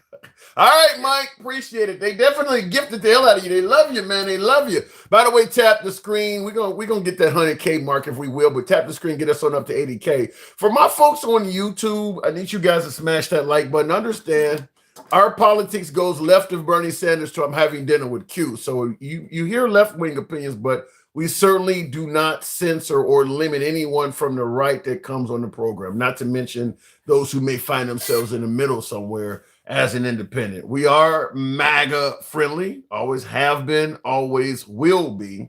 If you favor uncensored dialogue from all sides of the aisle, I'm going to ask if you're watching us on TikTok, Instagram, or Substack, follow the program. You happen to be watching us on YouTube, give us a sub. But for my YouTube viewers, certainly smash that like button. It would help out the program. Look at how did per capita help Charlie Kirk? I don't get what you're asking about there, Jay, in the comments. But now I see Dencal says no troops on the ground yet. I'm pretty sure. Are you saying you don't agree with it? Is Dencal, are you in there? I'll bring you up if so. I don't even have to ask you what you prioritize because President Trump isn't doing anything that he campaigned on, yet MAGA has no problems. Leads me to believe racism and bigotry is where you agree. Well, I'll disagree with you, Garrett. President Trump is doing some things he campaigned on. There's a lot of things he's doing that he did not campaign on. I want to argue that, but he certainly campaigned on getting the illegal immigration crisis under control. And that was priority number one when he got elected. So he is doing some of the things he campaigned on. He campaigned a hell of a lot about the transgender issues. He's done a lot about that since he's gotten in office. So I disagree that he's not doing anything he's campaigning on. You'd have a more legitimate argument if you suggested he wasn't doing everything he campaigned on, but he is doing some of it. In the comments, David says, I spent 6 years in the Marine Corps. Thank you for your service. I was stationed in Camp Schwab in Okinawa. Beautiful, beautiful place to be. I was that expeditionary force that's heading over there right now from Okinawa. Wouldn't mind going to Okinawa, but I don't want to be sent from Okinawa. Isn't that where I know it's one of our spots to give us closer access to Japan during World War II, but isn't that also the Karate Kid? Wasn't that the fictional place? I mean, it's a real place, but isn't that where Mr. Miyagi claimed to be from was Okinawa? I think Karate Kid Part 2 was filmed there. Anyway, looking in the comments, real quick, I don't understand you. What side are you on, Tim? The right side, Dave. The right side. Listen, I am left of center. I have no problem mentioning or have no problem admitting that I do lean left of center, but I don't see everything from the right being wrong, and I don't see everything from the left being right. So I can kind of see why people lean, vote, and believe issues on both sides of the aisle. Hopefully that clears that up. Let me go back to the box. So you're a handsome moderate. Depends on who you ask, sub 5. Depends on who you ask. Let me go back to the box. I need you guys to tap the screen, get your boy up to 90,000. We'll take the next caller at such. And we'll make it happen. Many RGC soldiers are fleeing to Afghanistan. What is that? The Iranian, what is that? What does those acronyms stand for? There are some things that I dislike about Trump, but there's way more than any other president knowing how to run a country and not sleep. Well, you obviously lean right, so I can understand that. As someone who leans left of center, I'm going to obviously disagree with you on many issues, so it depends. Tap the screen, get us up to 90,000. We'll take the next caller at said number. Bro, get your live. Check it. Your eyes don't look so right because I'm staring at multiple cameras. I get that on every fucking line. Let me go back to the box. Didn't count. I don't know what happened with it's giving me some weird vibes on it. We'll try it again. We'll bring up the next caller at 90,000. If it brings them up. We're on this. By the way, we're on Instagram as well. So some of you folks that want to be live, you can come up on Substack or Instagram live as well. Dencal, good evening. Good evening. Good evening. Boots on the ground. What say you? I'm still saying no. Do you think that Trump is saying yes? I think Trump is probably right now, he's kind of doing what the military leadership is telling him, that if he plans on doing this stuff, he needs to have certain things in place. So I think the military is just doing what they need to do just in case he does send it. But I don't believe, and I'm gonna keep saying this because I got hope for my brothers in arms, that they are not being sent in country to a place that does not want to be liberated. So you're saying you still, just to make sure everybody understands, you don't believe Trump is going to put boots on the ground in Iran? No, not in country. Do you believe that he could successfully implement regime change without doing that? No. So you believe his mission will be a failure then? Right. Yeah. You have to have boots on the ground to institute something like that. You can't totally remove a regime without anybody to physically be in there to enforce and actually seeing the change happen. You can't just wish it and then everybody on the ground is going to do what you want them to do. That's not how it works. And how do you respond to the fact that they're announcing that thousands of Marines are on their way over? You think he's just going to waste money, send them all over there, let them sleep on the ships, and then return them back? Yes. And I mean, I'm not minimizing it, but the amount they're saying, like 5,400, that's not a lot in terms of, if you think about when we actually did regime change, we had tens of hundreds of thousands of troops in theater. It's not a lot. Is it possible, though, Dencal? Because many are suggesting that President Trump has already underestimated many aspects of this war, or some folks on the left are saying that they don't know what the hell they're doing. Maybe he thinks 5,400 is enough.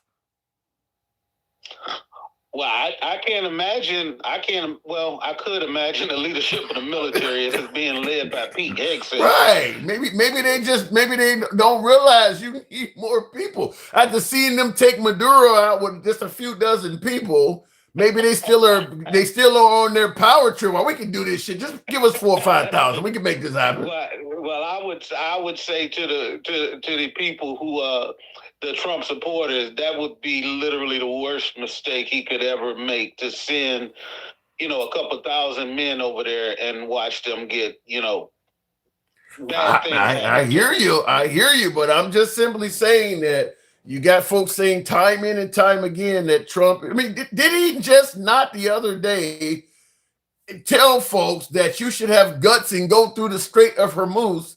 Within 24 hours, ships are getting bombed. So it's possible he could be underestimating his enemy. Right. So the more times we see it happen, the less likely it should happen again. So you're indicating that Trump should be learning from his mistakes? Oh, that's Take your time. I'm just trying. I'm saying, like, normally, we would like politicians that did, especially when it came to using people's lives, using our service members to figure things out. He's been out there saying a lot of crazy stuff about the war is over. I just need to make up my mind. I can tell. I get this real good feeling when I know the war is over. Like, it's just. Yeah, did you hear him state? I played this earlier in the live. I just want to play it again for shits and giggles. He was on Brian Kilmeade this morning. I'm doing something about it, and I had to take an excursion. We had the greatest economy in history. We still do. Oh, this will bounce right back when it's over, and I don't think it's going to be long. When it's over, this is going to bounce right back so fast. When are you going to know when it's over? When I feel it. Okay. I feel it in my bones. Will you ask anybody in particular? Would that be some of a joint decision? Well, I deal with people. I have great people. Yeah. You'll know the war is over when he feels it in his bones. Do you have any idea what that even means? Unfortunately, I don't. I do not know what a feeling in your bones is.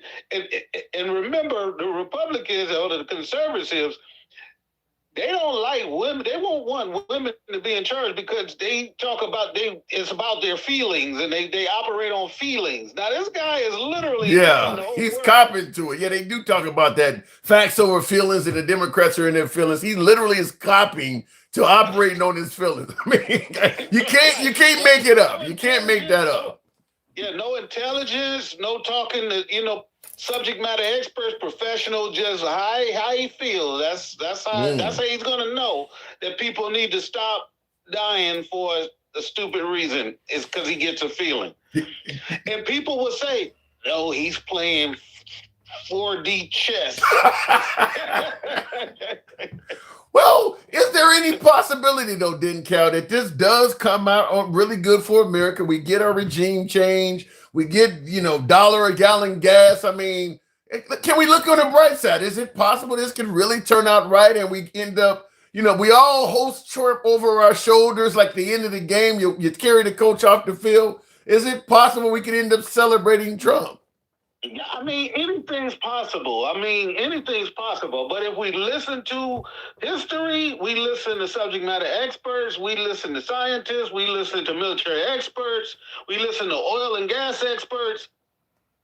This shit ain't about to just end happily for everybody. That's not how this works. All of this oil disruption and them blowing up refineries and ways to refine oil in the Middle East. This is not a fucking game, is what I'm trying to say. Well, you heard Mike talking about releasing videos of, bowling pins and cartoons of people dying. So they may disagree with you about it not being a game. Right. I get it.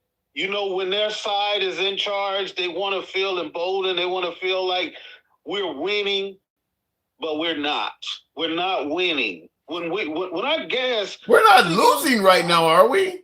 I think I was talking to you, was it last week or the week before, when we were talking about how much we thought the gas was going to go up, and I said around 50 cents, and you didn't think that was feasible? That was fast. Hey, goddamn, gas is went up like 60-some cents on average in like 10 days. That was fast, man. Right. So what we think is when people get on here, and I know it's far-fetched, but I think Gangsta Grandma said $8 is possible. It is possible. If we using that same logic for it, could this turn out great? It could. Could this turn out to be the worst disaster, financially for this country? Yes, it's possible. But we only operating on, well, maybe it'll turn out good when we don't see anything pointing to good. And when you say, this war is not for us. But let me ask you this, because this is coming from Buckeye in the comments. He says, were we winning with Joe Biden in office? In other words, are we doing, despite what you're saying about Trump, are we still at least doing better than we was under the last administration? No. By what metric? By what parameters? Say what? By what metric are we not doing better? What is Trump doing worse than Biden was during his term? Well, we will have to define what winning is, because we can start out with something. We can look at Biden's term and say, well, inflation was up to 9%. And we use that elevated level to determine what losing is. We won't say that by the time he left, inflation was down to 2.6%. We won't say that. Yeah. When Trump was in office, we won't say that he had the highest unemployment in the last 50 years. We'll just skip to it and say, unemployment was fairly low. Well, how about this one? And before I read this to you, Mr. G says, MAGA ain't shit. He says he turned into the neocons they hated. There is somebody that says that MAGA, not MAGA, but the Trump administration are the elite they pretend to hate. I think that's what you're trying to say. But how about this Tanker Baker in the comments that said we had $5 to $6 gas under Biden for 4 years? Is that your recollection of that? See, that's what I'm talking about. You cannot have a real conversation or debate with somebody who says something that we know is demonstrably false. Yeah. I've never paid. The gas was so what was the gas when he came in office? Because Trump would tell you it was $1.89. Yeah. Listen.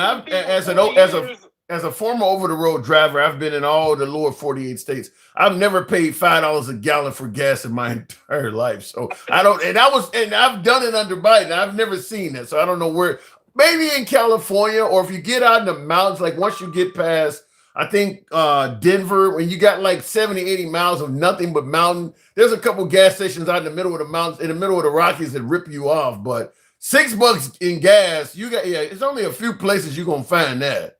Right. I mean, we can go back to when Trump came in office the second time. What was it? It was around $3 a gallon nationally, which means some places it was $5, and some places it was $2.50. Like the average is $3. Yeah. So them saying it was if you start a conversation out with the premise that gas was $5 for 4 years under Biden, we can't have a constructive conversation. Well, I'll tell you what's being done, and I see in the comments, Christian is saying Democrat states, go figure, Tim. That's not true. You're not paying that kind of gas. And Colorado's a Democrat state. I mean, New Mexico's a Democrat state. Illinois is a bit high. Wisconsin, you're not paying it. That's not true. But I mean, I think what's happening here, DenCal, is when you're talking about the price of gas under Biden versus Trump, the reason it makes sense that Trump is doing so much better is because we bring up the price of gas during Biden's term in California, and under Trump's term, we bring up the price of gas in like Oklahoma somewhere where it's super cheap. So the disparity is really great. But if you bring up the price of gas in California under Trump versus Biden, or in Oklahoma, Trump versus Biden, is not that great. So they're picking a worse state under Biden and the best state under Trump. And then you see this huge disparity because under Trump, it was only $2 a gallon, and under Biden, it was $6. Yeah, because you're comparing California to Oklahoma State. So that's what's happening. Right. So we're not even having a conversation in reality. Yeah. Yeah, that's what. Well, it's reality, but it's not. It's disingenuous, almost like an apples to orange comparison. I would agree. Yeah. I don't want to call them a liar because it turns them off. But Straight Talk Commerce says the shoe will one day be on the other foot, or better yet, the shoe will be on the other foot, and the Democrats are just going to have to wear it. So, in other words, Trump is going to do what the hell he wants, and the Democrats just need to accept that. Well, that's true, and although deep down inside, I hope they don't do it. But me on the surface, I hope they get rid of the filibuster, because once we take over after the midterms, wait. Yeah, well, you were expecting them to get rid of the filibuster and actually have a Democrat get back in there. You may never see the office again. Well, we will get back in. History tells us that no matter what they do, we're going to have an opportunity. We're going to get back in, because those independents are not going to like what the Republicans do without a filibuster. Remains to be seen. I'll just say this. Trump has been able to do a lot more than I ever would have thought any president can do.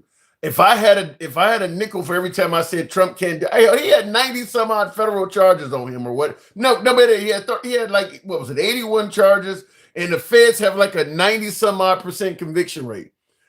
I was on here personally saying nobody's going to escape this entity, talking about the federal government.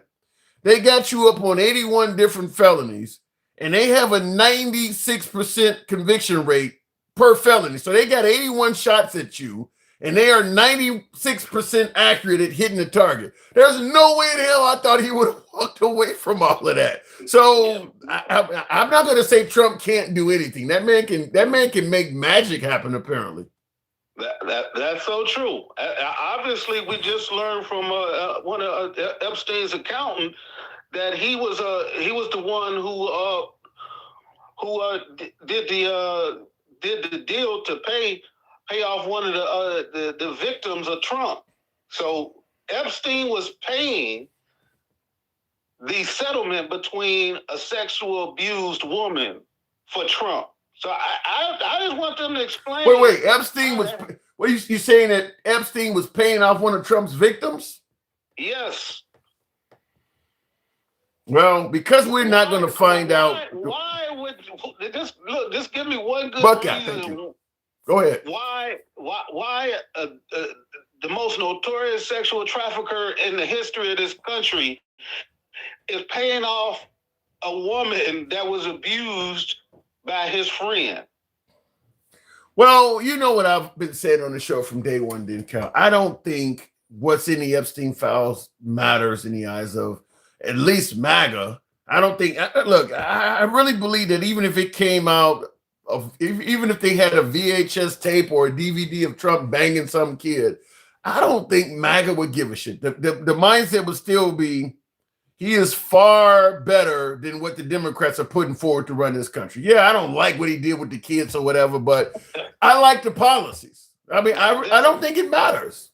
That is a sad state of this country when we say that MAGA does not care about children being sexually assaulted. I mean, I'm just going to be honest with you, and I know some folks are going to disagree because we're not there yet, but there's no way in hell that anybody would look at his behavior and what's come out so far on any other human being and say that motherfucker ain't do something wrong. I mean, we don't have 100% evidence, but the circumstantial amount is insurmountable. Put it this way: if you believe you fell asleep and Trump was winning the 2020 election and you woke up and he was losing, so that shows that something was being done wrong. Or you believe what Giuliani said, they were passing around USB drives like vials of crack, or they're closing polling place. You can see all of that and think that they're cheating on the election. But you look at Trump, the way he's handling Epstein, and you don't see nothing wrong with that at all, huh? I mean, that doesn't make any sense. You can make that leap on the election, but the guy's talking about stop talking about Epstein. He got rid of Marjorie Taylor Greene, who's done nothing fucking wrong. And you can't make that leap, but you can do it on the election. Somebody tell me how that makes sense. It sounds so much better when you explain it. to your MAGA loyalist, it sounds so much better when you say it like that. I mean, like, I don't get it. I got to move it on Decal, but I'm lost in the sauce on it. Like, you don't need to see much at all. All they got to do is close the windows at the polling place, and that means they cheating. This dude is sending out all kinds of redacted shit 2 months late. No connection at all, huh? After a law was passed through Congress that they have to, and they say, well, it's just taking us a little bit longer than we thought. It's a law. I don't have an answer for it. I got to go, Decal, as always. Appreciate you coming through, man. All right. No boots on the ground, man. No boots on the ground. I think you're going to be wrong on that, sir. I really do. Yeah. All right. Thank you for your service, by the way, as always. Looking in the comments, as a Marine, the ones on the receiving end of that M16 does not have an iPhone. I don't quite get what you're saying on that. Buckeye says, I'm a Marine. Look at my medal. Buckeye, you on fire today. I tell you that. They know the truth. They just don't give a fuck. And they don't care about anybody but themselves. It's fuck you. Oh, I can't argue with that. I'll leave it at that. I need you guys to tap the screen. And my YouTube viewers, I need you guys to smash that like button. By the way, get us over the 100K hump on TikTok. I think the next caller at 105. We can absolutely make that happen if you let your thumbs not be lazy. This is uncensored programming, facts only. Appreciate the bros. Thank you. This is uncensored programming. We don't block, ban, or censor anybody. You guys know how the program is ran. If you said 90. Fertigate, you drive a hard bargain, Fertigate. I tell you. Speaking of which, your fan club, what does that say? Fertigate, good evening. Welcome to the program. What's up, Slim Tim? Not much at all. You know what I always say, hanging around like Jesse Jackson at a Klan meeting. So, boots on the ground. You think it's a possibility? Likelihood? Yeah, unfortunately. Unfortunately. Now, are you military? You former military? Nah, but it's all in my family. I didn't personally serve, but I saw what Vietnam did to my uncle. And I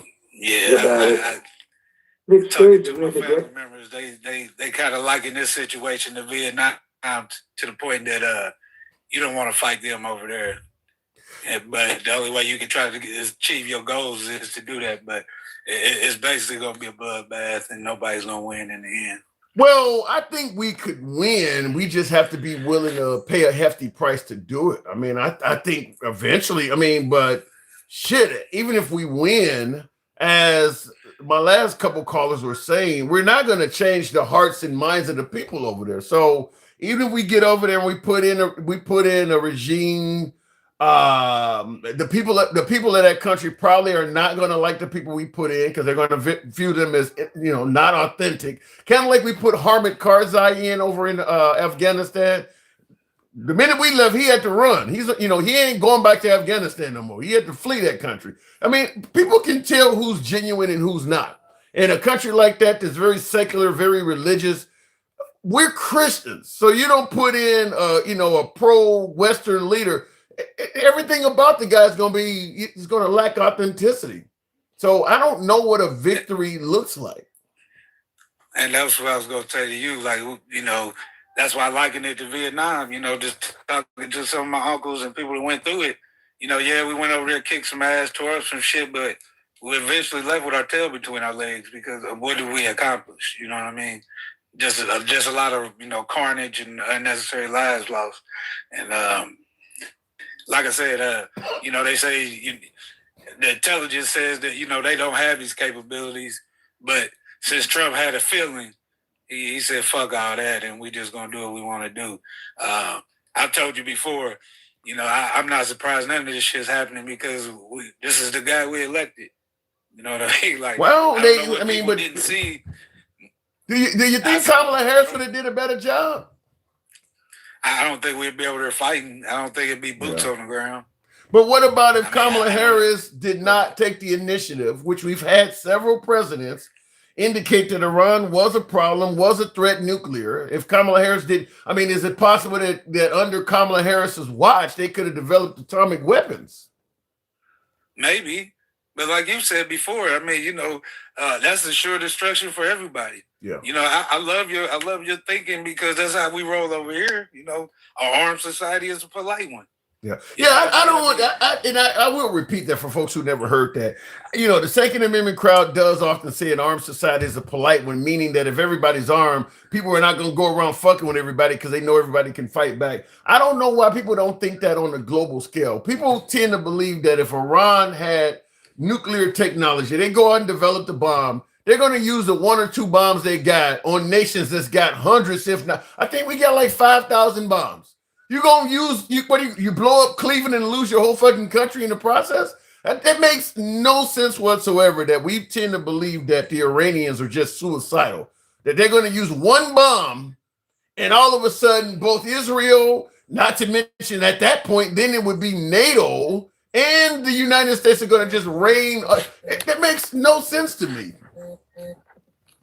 Yeah, once you think it out, man, it makes no sense. Like I said, I still, I'm not, privy to all this secret shit, but it doesn't sound like Trump is either because they don't know what the fuck they're going over there for. One day is this, one day is that. You remember the yellow cake? What the fuck are we doing, man? Yeah, and I'm kind of chuckling also because I see Lutta Cruz says, damn Tim White Cleveland. Would it be better if I had said Charleston, South Carolina? But the point I'm saying is I don't believe if Iran developed nuclear technology, they're going to go ahead and launch. They're in the infancy of doing this, and they're going to launch what they got. That's crazy. That's like going out and building your own printed gun. I'm gonna go walk into the police station with this now. Like you gonna be dead. It makes no sense to think that Iran would do that. But it's the same logic we use here. Why do people stockpile pew-pews? What are their excuses? I want to be ready. They got them. We gotta have them. So what's the fucking difference? You know what I mean? It's one of those things. I think if everybody had them, we wouldn't have these problems. Well, but the problem is America is at the top of the food chain, and if every nation on earth had ample way of defending themselves, it would be more like equality. You ever heard of the phrase that equality for somebody who's at the top, equality feels like oppression. So if they brought us down to everybody, because we live better, even poor Americans are middle class, if not wealthy, in a lot of nations. If all of a sudden we were equal, we would be living a lot worse. So we don't want to give that superiority portion up. Kind of like white tea supremacy, huh? Hey, American supremacy. I'm not arguing with you, but I'm just saying that if every nation on earth could defend themselves, it would not be good for the United States, because we do really well through bullying and intimidation.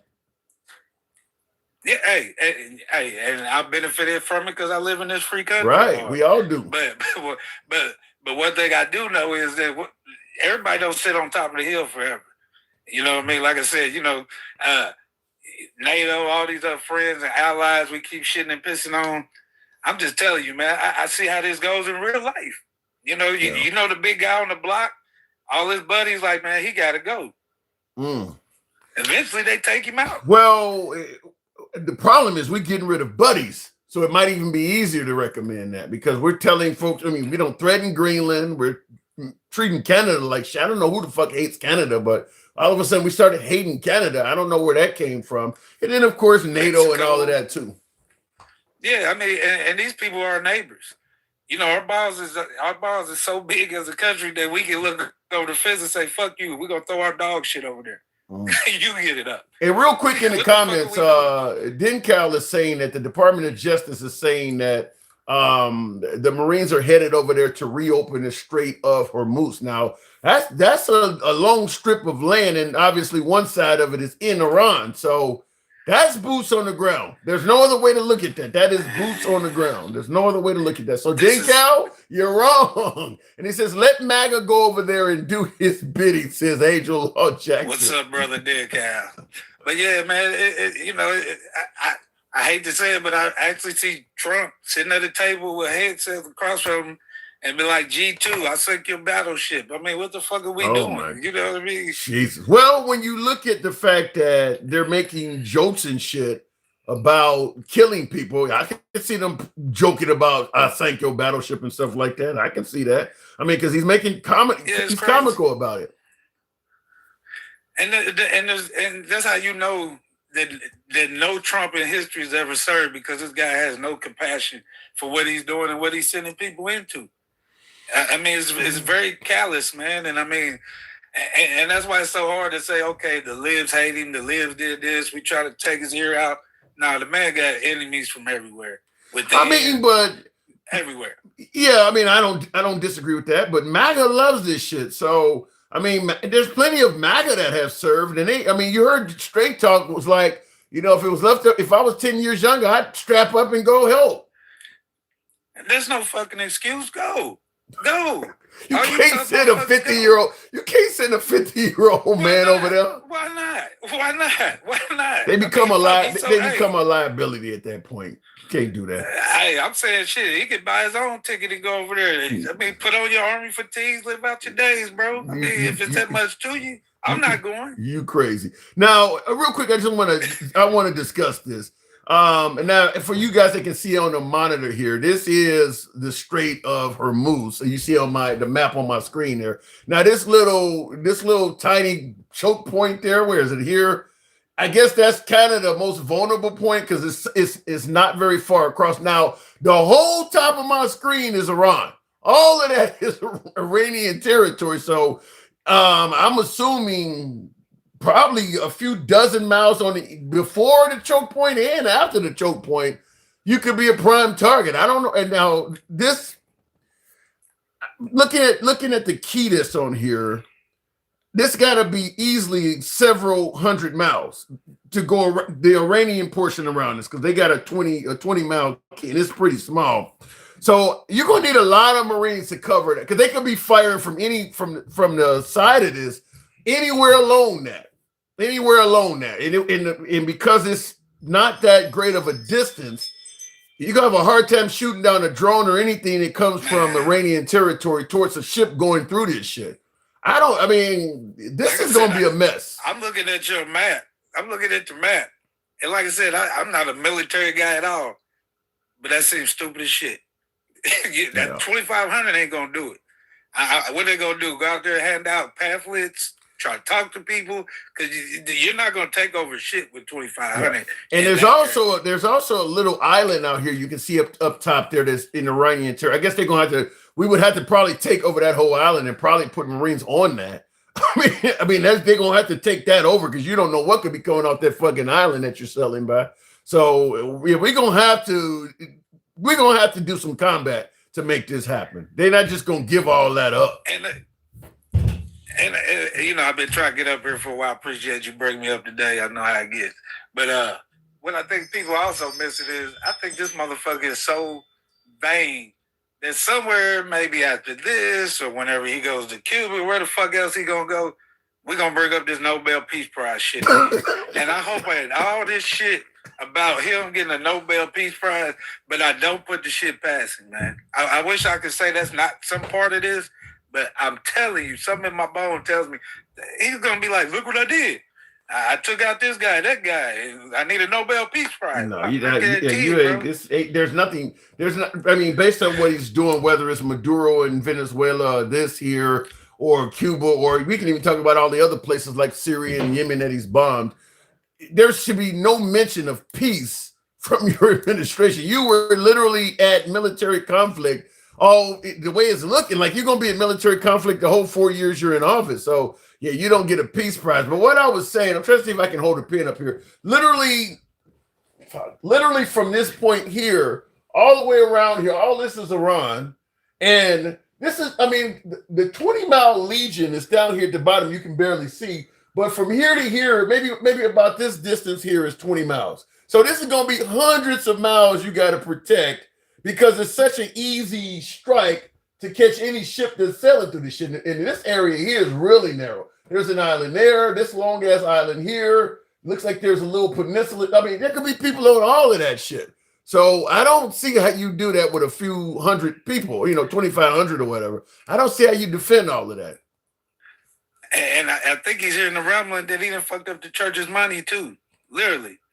So he's getting desperate because I'm sure these people with this big money, like, bruh, what the fuck is you doing, bro? You know what I mean? Like, whatever you telling them, we don't give a shit because bottom line is our money. And he's fucking up with people's money. It's fucking up our economies, other economies, and he has to get desperate. But unfortunately, it's going to be our loved ones that's going to pay for the shit. Well, I guess we'll find out how much this costs after his, because you don't know from his administration. And Buckeye, appreciate the hat and mustache. Yeah, thank you there, sir. But I'm not talking in the sense of what we paying. I'm talking about what it's costing people just sitting there. This things is not moving. Oil. Oh, you mean moving. Yeah, but they're gonna probably implement supply and demand. So even if they have to let shit for a while, they're gonna probably just mark the shit up so that when they do sell it, they get their money back. Yeah, and that's what I mean. They're gonna get the money, but we're gonna get squeezed. I think I know your point, devil's advocate and shit, but I'm telling you, at this point, 5 years of this guy, this shit's not gonna get better. I don't want to hear it tell him, well, maybe it will. No, it's not. It might get better. Trump may pull it off. Ain't no might. Till you might get in the NBA. Well, that ain't gonna happen. Exactly. It's a wrap, man. You know what I'm saying? So we just got to call the shit for what it is. It's going to get worse here. He's creating enemies outside of these outside of our territory and within. I don't understand how you think you could just kick over doors of people that citizens. Well, I hear what you're saying, but you're not creating enemies. I hear what you're saying, but the argument is if it will prevent Iran from obtaining a nuclear weapon, it's worth it. And I see in the comments, CBOG Kush says they're starting a war that will greatly increase the number of vets that will need benefits, but this administration just tried to take away some veteran benefits a month ago. Exactly. Why are we fighting? That's a great point. You're gonna have people with PTSD and everything. Yeah, I agree with that. Yeah, and that's what I mean. Like, there's so many layers, and that's gonna come from this. The best case is what you guys think is gonna happen, but it's gonna have lasting effects. I told you this fucking administration is gonna cost us 50 years of kissing the ass and giving out deals to even get where we was at. 50 years of kissing ass? Yeah. I mean, why would you do business with us? quote unquote, there's enough MAGA. So how about this to know? Coming up behind him? How about this to know? Because Buckeye raises a good point in the comments. Tens of thousands of jobs. That's actually true. Not to mention jobs for replacing people who are now dead, but also you got to make all the weapons and shit that we don't use. I mean, there's going to be a lot of jobs created. War always creates jobs. I mean, it's a hell of a look on the bright side approach, but of a war, but it is something to talk about. Tell those guys at Arlington Cemetery that thank you for giving us a job. I mean, what the fuck? You know what I mean? That's the rationale. I shouldn't be laughing at that, but that is true. But it makes no sense, man. I mean, come on. Oh, I mean, he lost 700,000 jobs plus in 13 months. This shit's not going to get better. I've seen enough. If y'all keep breaking wishbones and put rabbit foots in y'all pocket, this shit's a wrap. Breaking wishbones and putting rabbit's foots in your pocket. That's a wrap, bro. That shit, ain't no upside to this shit. It's only gonna get worse. And the minute we come to grips with that, people get out there and vote and do what y'all gotta do. But man, this train is off the fucking tracks. Ain't no getting back on it. What if we end up commandeering the oil production in Iran and gas drops down to $1.50 per gallon? Would you then change your tune? No, Tim. I told you I was willing to pay $20 before. You are the one that said that. You are the one that said that. And you the one that told me that I might get my $20, and you was fucking right. You said that to me. Yeah. You might be fucking right. Yeah, I'm almost afraid to go back and queue up some of my old lives that are on YouTube. Some of the stuff I don't want to be right about, and it's like the boots on the ground thing. I think Denkel is still adamant that it's not going to happen. I don't believe that. I think it's I would be willing to damn near bet and offer double your money at this point that we're going to put some boots on the ground in Iran. That's absolutely going to happen. So, but just me and you on a fucking TikTok live looked at the fucking screen at that map and said, 2,500? I hope he's paying 40 chests with that, because that's not going to fucking do it, bro. You know what I mean? But like I said, it's the poor people as it was in Vietnam. You know, it won't be barren. You know what I'm saying? No, it won't be. Now, Barron is making a killing off of selling drones. He got a huge government contract. Barron will be okay. Exactly. So the grift has been on, man. Only thing's going to happen, this dude's going to get richer. The country's going to get more fucked up. And it's going to be 50 years before we realize what the fuck we had. That's it. I wish I was a friend of him. I got to move it on for the great. I got to move it on, but there is a lot of money rolling around in the Trump camp. I wish I was a friend of him. I mean, money could just roll. I mean, he's kind of like Pigpen on the Peanuts, just, money just floating around this dude. Like, I wish I could hang around him money just hanging around this guy. It's amazing, isn't it? Yeah, it is amazing. One thing, man, it's kind of off topic. I just couldn't get up here the other day. When we have these AB discussions, I never hear people say the worst thing than an unalive baby is an unloved one. So we want to bring these kids into a situation that a motherfucker don't want them, where a kid figure like, why didn't you just AB me from the jump? That's because they believe that, because they tend to believe that if you ban abortion, there is enough people out there that are going to adopt these kids. I don't believe that whatsoever. Particularly black kids don't adopt well, but that's what they believe. So that's where they're getting it from. Hey, I appreciate it, bro. Hey, tap the screen, get my man up to 300,000. Wow, and best show on TikTok. Appreciate you, bro. Appreciate it. Much love. Thank you for coming through. I just hit something that I didn't mean to hit. There we go. All right, so tap the screen. He is right. Get us on up to 110, 115. Free Jordans for life. I love it when I hear these folks say, "Oh, I wish this or that to be rich." Yet you chose TikTok. Huh? Steve, I don't get what you're saying. I don't understand that. Maybe we should pay for the Marines. They're leaving Camp Hansen in Okinawa 12 to 14 days. They'll be there. Yeah, we've been kind of talking about that. Man, it's going to suck. It's going to suck. Apparently, now I'm looking at News Nation right now, and apparently Iran they're showing the amount of ships that Iran has struck in the Strait of Hormuz. It's a lot of them. It's got to be at least a dozen. There's got to be at least a dozen ships that have been struck in the Strait of Hormuz. I don't know what time period because I don't have the audio up. and I can't show it to you for copyright purposes. But if you got News Nation, you can turn it on, and it's Cuomo's program. It's his hour right now, but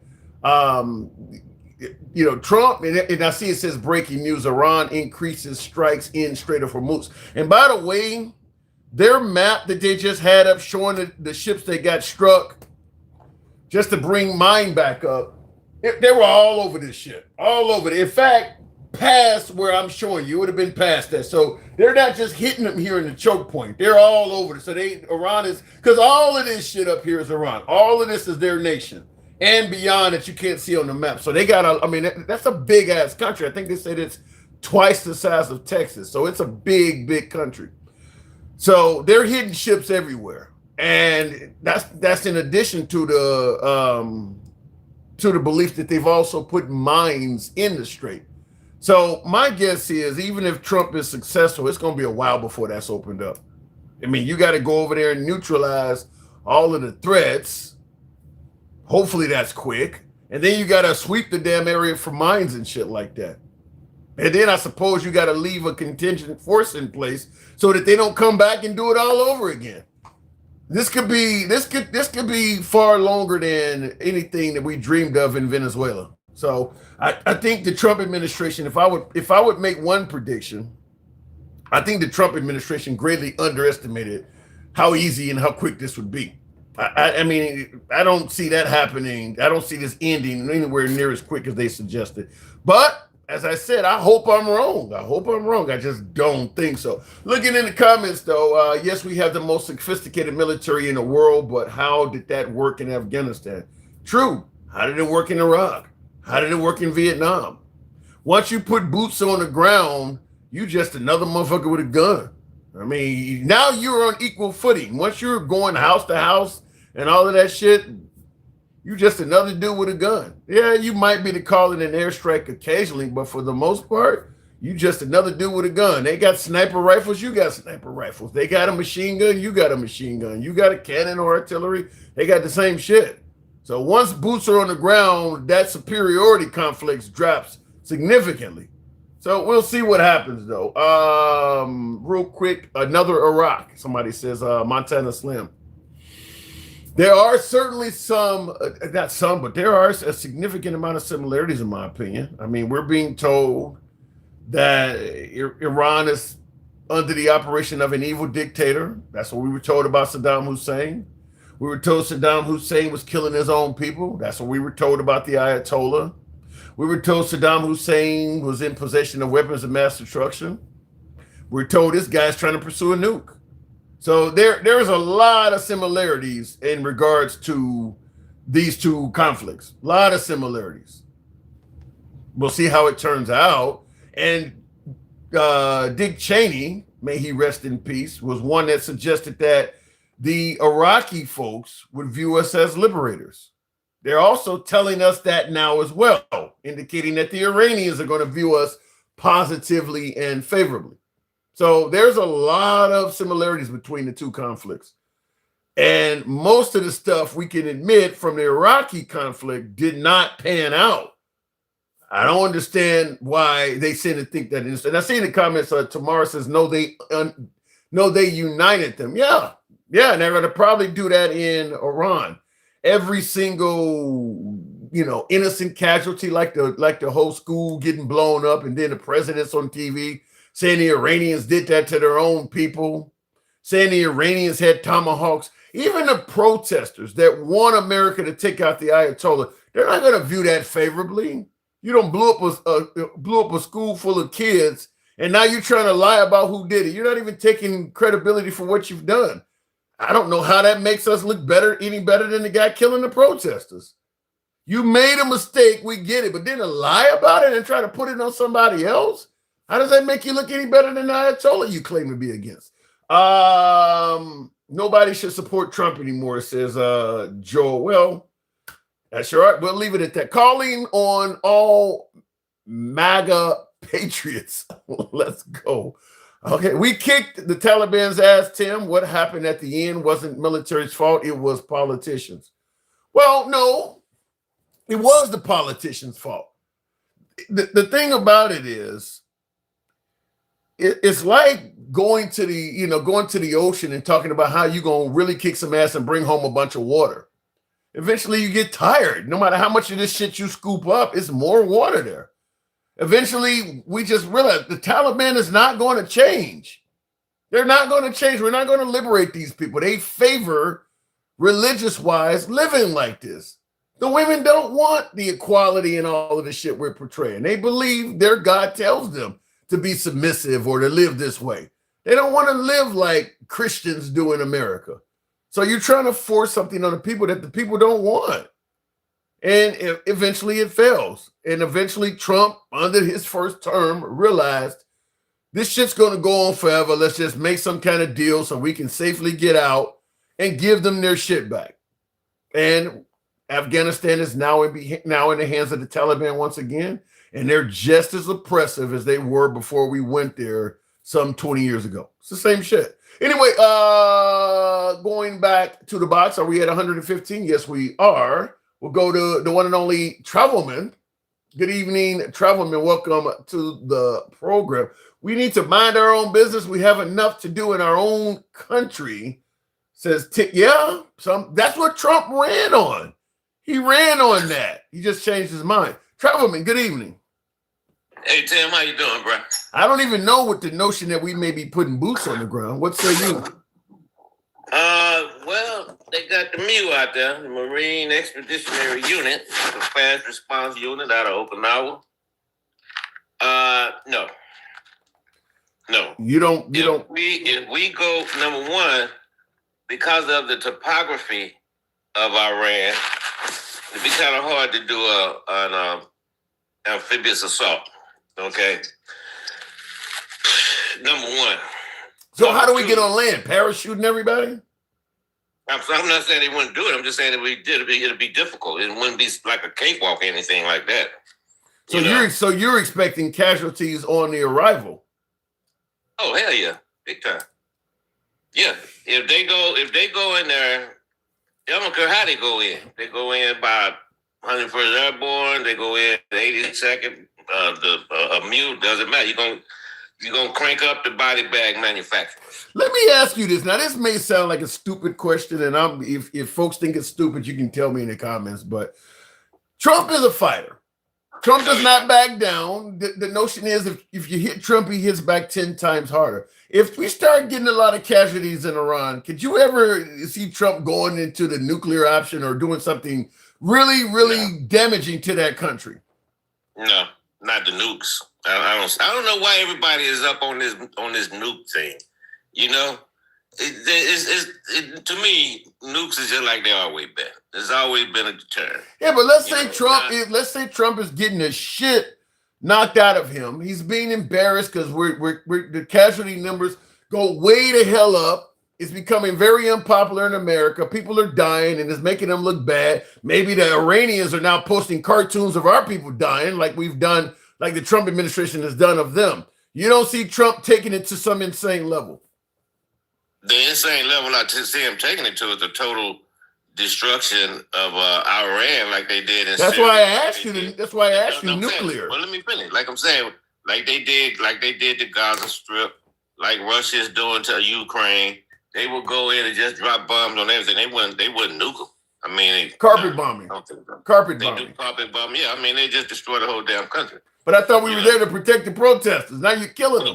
That's a different analogy. You thought you moving the goalposts. Not moving the goalposts. You just said no. The scenario you gave is different from what you just said. No, I'm saying if their military, men of the former Ayatollah, not the protesters, but let's say, I mean, the country has 90 million people. I don't know how many of them are part of the military, but they got 90 million people. They're a quarter the size of the United States, so that's a big-ass fucking country. But I'm saying, let's say their military, not the protesters, people that the protesters don't like, let's say their military was able to inflict a significant amount of casualties on our country. Do you think that alone would be enough to cause Trump to carpet bomb the whole country, protesters and all? Okay, let me tell you something, Tim. Let's not get caught up in the moment, okay? Mm-hmm. If we do go in there with boots on the ground, yes, initially you would have casualties doing the initial.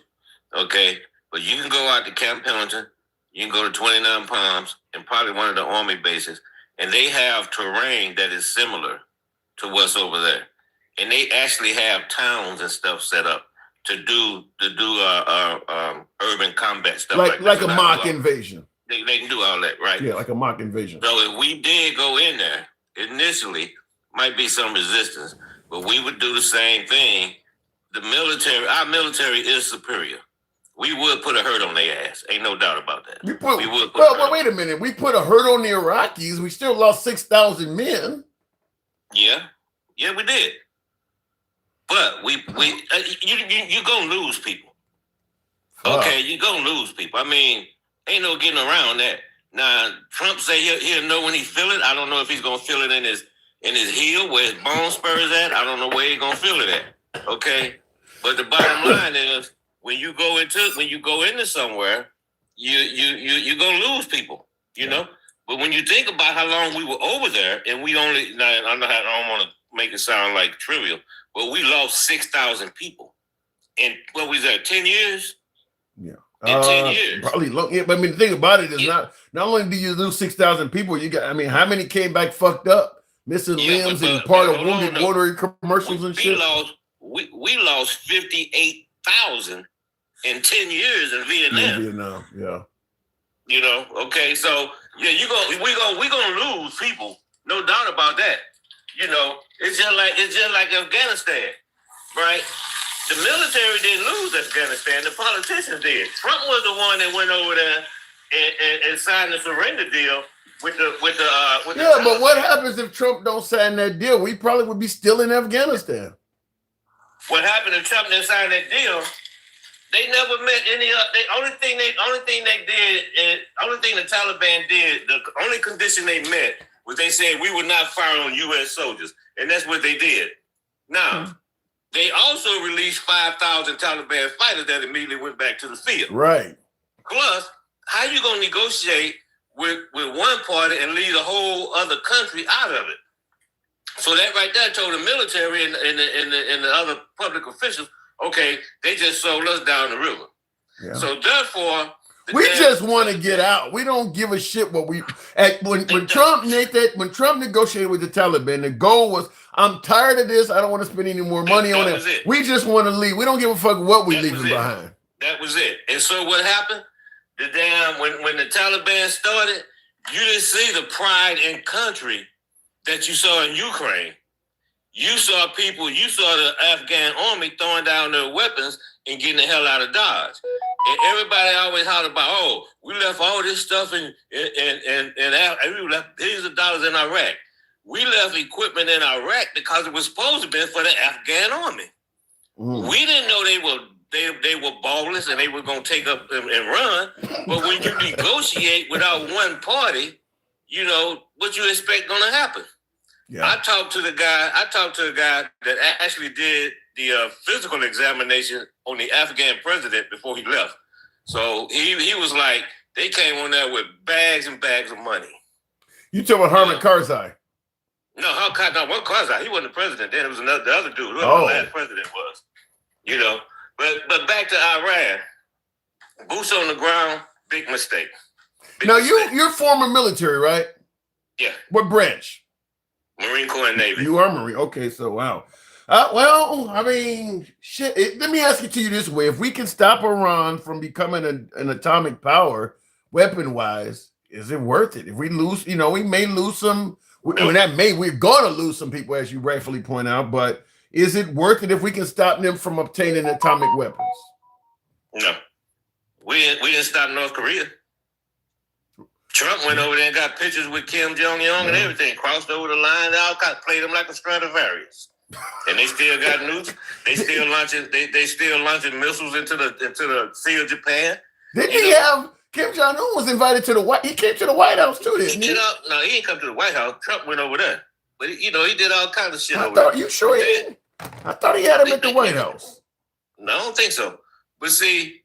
Look at why did we go into Iran? Why did we launch against Iran? Because we wanted to kill the nuclear program. Right? We wanted they said that they had ICBMs that could possibly reach the United States, right? That was a lie. We were supposedly obliterated the nuke program. That was a lie. So why are we there? Well, maybe it's the oil, man. Maybe it's the oil. I mean, so I mean, why do you think that this became so important under Trump? We speculating because we don't fucking know, but why do you believe all of a sudden under Trump going into Iran became such an important thing to do? Personally, I think Trump got caught up in the newspaper clippings. They went into Venezuela. They were successful there. They went over there. I think he's hit 6 or 7 countries. His narcissism wants him to control the world. You know what I'm saying? So you see what he said? I wanna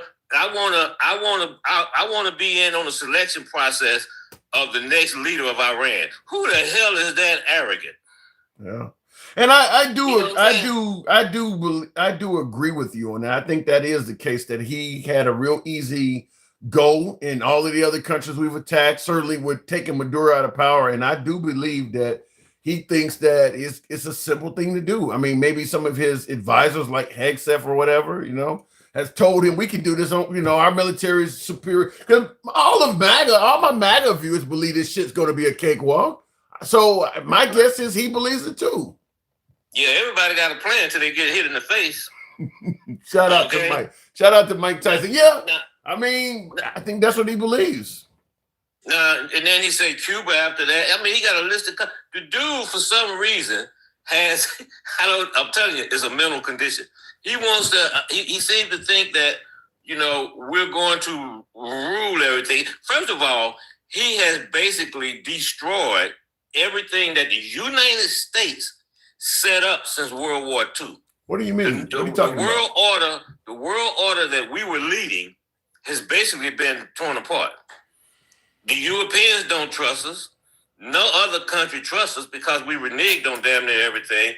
Trump even reneged on the freaking USMCA, which he negotiated himself.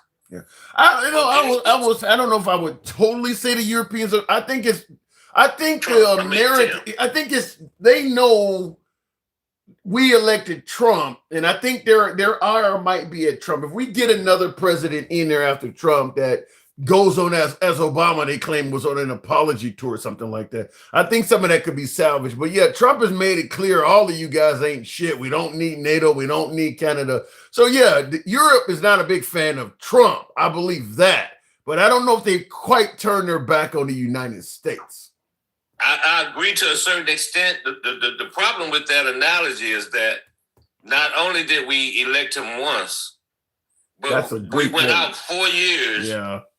I can't argue with that. I can't argue with that. Elected him again after he was also convicted of crimes. Yeah.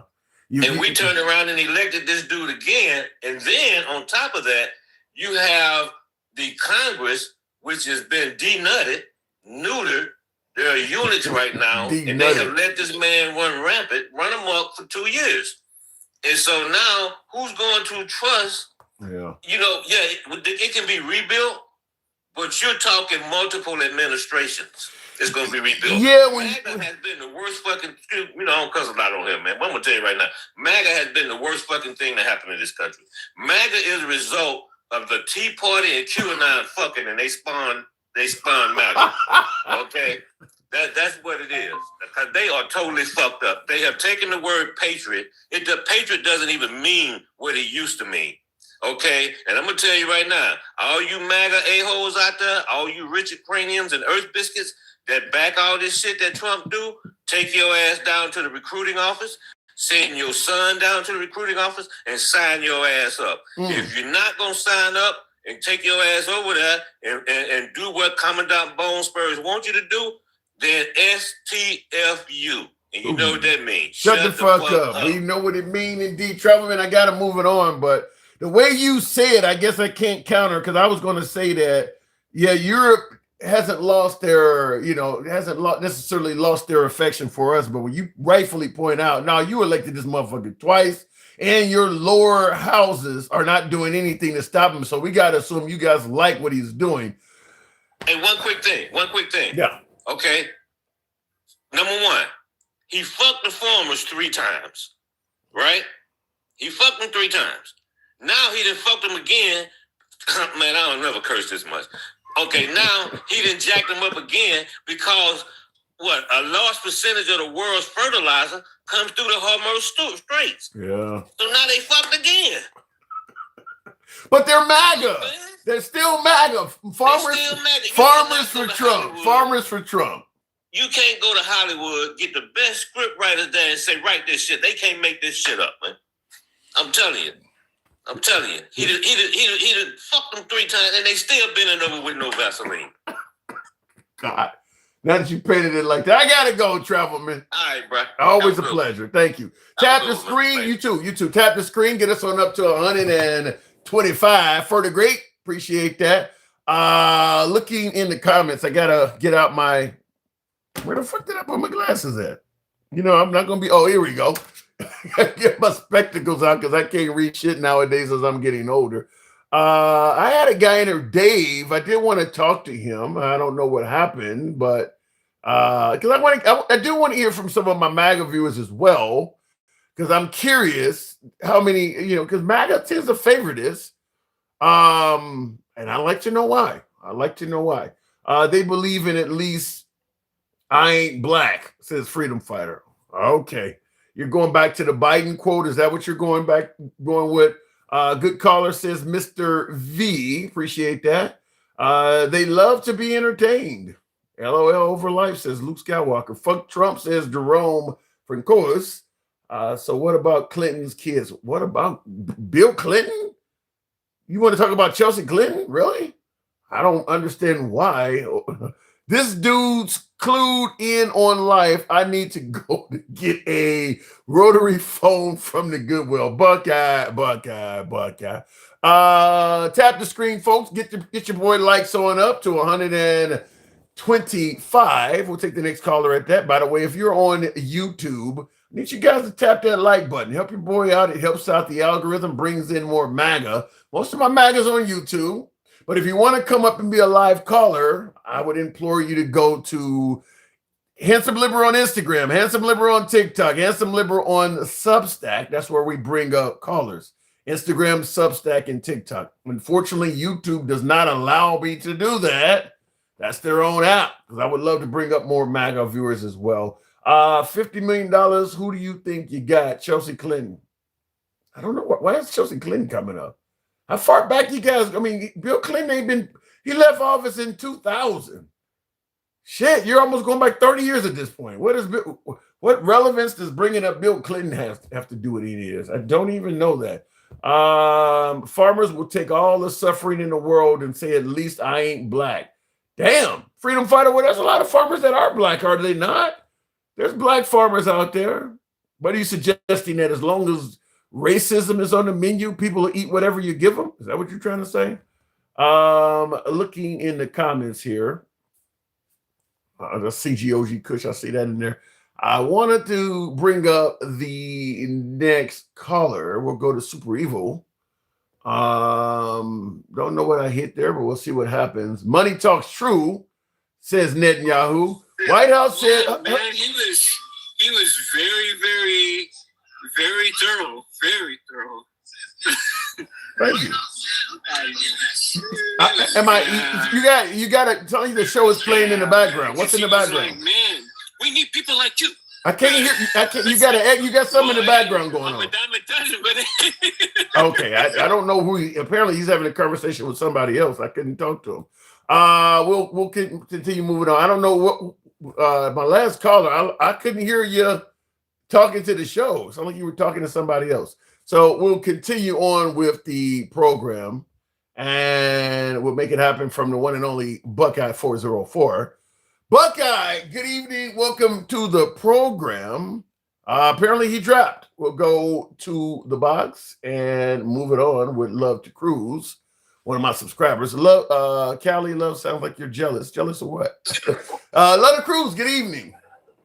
Hey, what's going on, Tim? Not much at all. Troops on the ground. troops on the ground to prevent Iran from becoming a nuclear power. What say you? I've been listening to your show. I've never been in the military. So I'm listening to the guys that did actual service, and I got to follow their lead. And since most of them are saying against it, then that's what I'm going with, except for somebody like straight dumbass talking, Straight dumbass talking. You mean straight talk commerce? He was in the military. All he did was carry around a plunger and a snake. Oh, but he thinks he did active duty. But MAGAs, them coward ass, they are really cowards. And they don't mind sending other people to do the fighting for them because they're not going to do shit themselves. Well, in defense of MAGA, I will say this. And by the way, folks, help your boy out with the TikTok cap and mustache goal. We're pretty close. Help your boy out. Thank you, if you will. MAGA, you mentioned straight talk, for instance. He's made it clear if he was 10 years younger, he would go back and fight. He actually favors what Trump is doing so much, he would put his own life on the line. That's what he said. When he was in there, he wasn't doing no damn fighting. All he's doing is unclogging drains. I gotta find out what he did. Blue One Banks, thank you. I gotta find out what he actually did. I don't know if he was Man, he wasn't doing it. You know what? They're cowards. Just like what's his name? The other day I was listening to you, Gen X, talking all that rah-rah shit, and then the minute Gangsta Grandma came on there, he hung up like a little bitch. Well, and Anthony Bellamy, thank you for the hat and mustache. Gen X said Gen X has an issue with women. Well, not an issue, but he stated he does not believe women should be elevated to the same level as men. So he made it clear he does not want a woman talking to him like that. He said it. I mean, he don't believe women should vote. Remember that? He don't believe women should be in leadership roles. He believes women are lower on the scale of hierarchy than men. He said that many times on the show. So he don't want a woman coming on the show arguing with him. He don't believe that's their place. Well, he should be over there on Iran because that's the way they think, But that ain't the way we think over here. But yeah, I don't know about that. I don't know about that London Cruz. I think there's a whole lot of people over here that does not believe a woman should be in power. And I'm not just talking about a black woman with Kamala Harris. I mean, I'm talking about a woman in general. A lot of folks do not believe a woman should lead this nation. Well, you're probably right, and half of them fucking little girls. So you're probably right. Oh my God! All right, I mean, I'm just saying. Jesus, you're probably absolutely right. They can't handle a woman, so they get little girls, and they're intimidated. And that's where they can intimidate them. Well, I mean, the thing is. And it's certainly not just conservatives. I don't had some liberals. The Hispanic community, for instance, believes in male leadership, male dominated roles. So there's a lot of people, I think, on both sides of the aisle that do not believe women should be at the helm. That go ahead.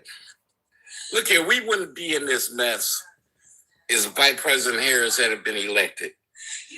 I'm sorry, we wouldn't be in this mess. You think Kamala Harris would have been a better president than Trump?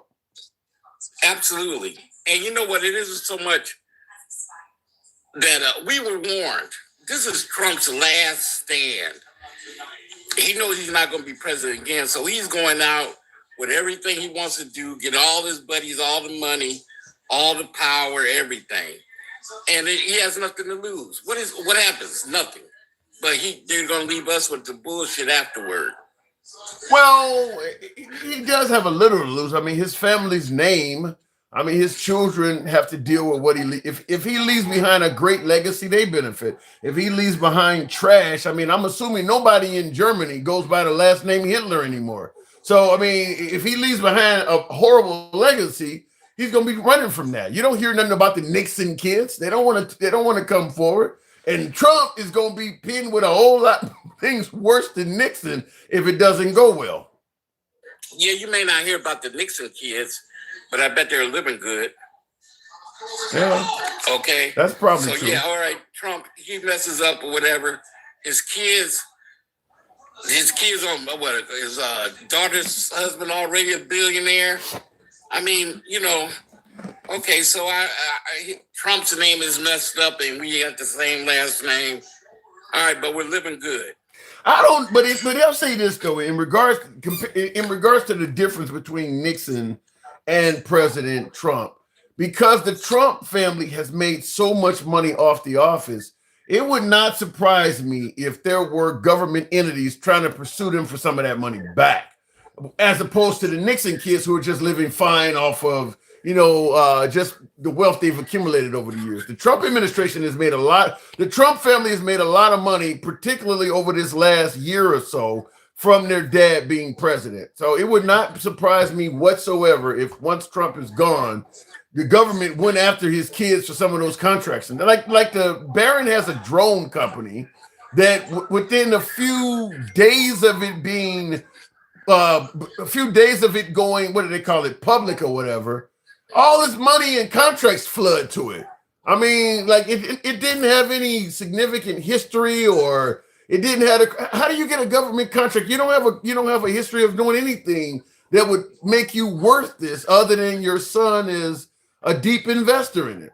So it would not surprise me if they go after some of them for the money back. I doubt it. They're not. He's a master manipulator. You know, the killing part is the war that started. We have all these other things. Nobody has said nothing about the partial shutdown of the government. We haven't even talked about this because when he's doing one thing, then he's shooting something else, and all your focus goes to there. Meanwhile, all this other dumb shit is happening, and we don't even mention all that. Well, as Steve Bannon said, flood the zone. Throw so much shit out there because just a few weeks ago we were talking about the Obama's his monkeys picture, and we were talking about the new stuff coming out of the Epstein files. The news the news moves really fast with Trump. They talk about Biden and this and that, but it's been over a year in. I'm tired of the chaos. You get up. I don't even watch the news in the morning because I know it's some bullshit jumping off. So I don't want to deal with it that early. I'll leave it or listen to your show and find out. You and Mike can fill me in on what the hell's going on. We'll try. I mean, I'm learning. I'm a work in progress like everybody else. I'm certainly not a know-it-all. I don't have all the answers. So I enjoy putting MAGA, independents, and liberals in the same forum. And hopefully we all can develop a little bit of more education out of all of this shit. But I don't know. I mean, is this something? Look, we may have some casualties, but is this something we could get in there, handle business, and get out? Maybe a couple months or so? I think everybody forgot about how we felt when 911 hit us. We were ready to tear up the whole world. Yeah. And what makes you think they may not have the weapons or whatever, but you can't measure heart and determination? What makes you think the Iranians aren't feeling the same way? Good point. Good point. I mean, certainly after seeing that school get blown up like that, I mean, that could develop a lot of... And that's another thing. Yeah. Let me ask you this. When we initially bombed Iran, was it night or day? No, we did that in the daytime. Usually we do that at night. It was daytime. Okay, so this is the problem I have with that. I know we did it, and we got to take some point of accountability. But if a school is getting bombed 200 feet away from the military, why wasn't that school evacuated? Well, apparently the school was formerly part of the military base. So we bombed the school based on 10-year-old intelligence. We thought that school was what we once knew it as. But I'm saying, that's what we knew it as. They knew it was a school. They didn't know we were coming. The bombings were... we started bombing. Once we start bombing, get the kids away from the school. And if it's done at night, why are you going to send these kids to school? It wasn't done at night. It was, in fact, not only was it done during the day, they actually took a picture of the missile coming down to hit it. So it's definitely done in broad daylight. I personally think, and once again, it's still a tragedy, and that's fucked up. But I think they were using the kids as a human shield, thinking we wouldn't bomb the place. I don't know about that. I think That's what I think. Because we bomb, I mean, you're going to sit up there and ask. I'm not even looking from our side because of what we think. But I know they know what's there. Iran is twice the size of Texas. This is a big ass fucking place. I mean, who knows how many schools? I mean, you want all the schools to be evacuated? Oh yeah, I do want the one sitting next to a military base evacuated. Yeah, like you said earlier, they're not stupid, and everybody knows in a time of war what's the hell's going to go on. They probably shouldn't have been in there with all the we sending ships and everything. They probably shouldn't even been in school in the first place. To me, it sounds like you're blaming the victim. That's what it's. I mean, no, I'm saying they contributing to the cause. How they contribute? How are these little kids in school trying to learn contributing to the cause of their death? I don't get that one. Well, the kids are only just like if you got a school here. As a matter of fact, in Dayton, Ohio, we have the Andrews base, and there's a junior high or high school over there. If a war breaks out, why would you send them kids to school knowing that Andrews Air Force Base is one of the top priorities? I think if somebody bombed the school we had near a military base and we hadn't evacuated it, and the enemy was talking about we should have evacuated the school the way you're talking about the Iranians, we would think they were full of shit. I mean, like you're blaming. I understand, I guess, under a abundance of caution, they should have done that, but you're definitely victim blaming with this. I mean, no. Go ahead. And then the lie and say Iran did it themselves, which is what Trump did, and to try to suggest that they had Tomahawk, so they not only blew up their own school, but they used an American-made weapon. I mean, just lied about it as opposed to taking credit for the fuck up. You know, we had bad intelligence or casualties happen in war. We need to stop listening to Trump anyway. This is the same guy that said the reason the Confederates lost is because they didn't have enough airports. You know, and well, up air base, brother. You know, and we're gonna sit up here and continue to listen to him. I think, no, that ship has sailed. This is your president, Travelman. This is your president. I didn't vote for him. But do you want Iran to have nuclear weapons? How many would they build? 1, 2? Bro, once they get one and we can no longer fuck with them, it's not going to be long before they get 2, 3, 4, and 5. They're going to keep making them. Look, all these countries that have nuclear weapons, nobody wants to be the first one to do that because they know what's going to happen after that. You know, thank you. You got a nuclear weapon, and you mess around and fire it on. I'm gonna use a different example than Cleveland, since I'm 20 minutes from Cleveland. Okay, that's why you said why Cleveland, huh? Yeah, 20 minutes from Cleveland, man. I'm like, why Cleveland? You know, but they hit a city, and then we tear the whole country up. Yeah. I mean, that doesn't make sense. I think the problem is that we fucked up so much of Iran at this point. They probably don't feel like they got much to lose. We don't killed all of their leadership.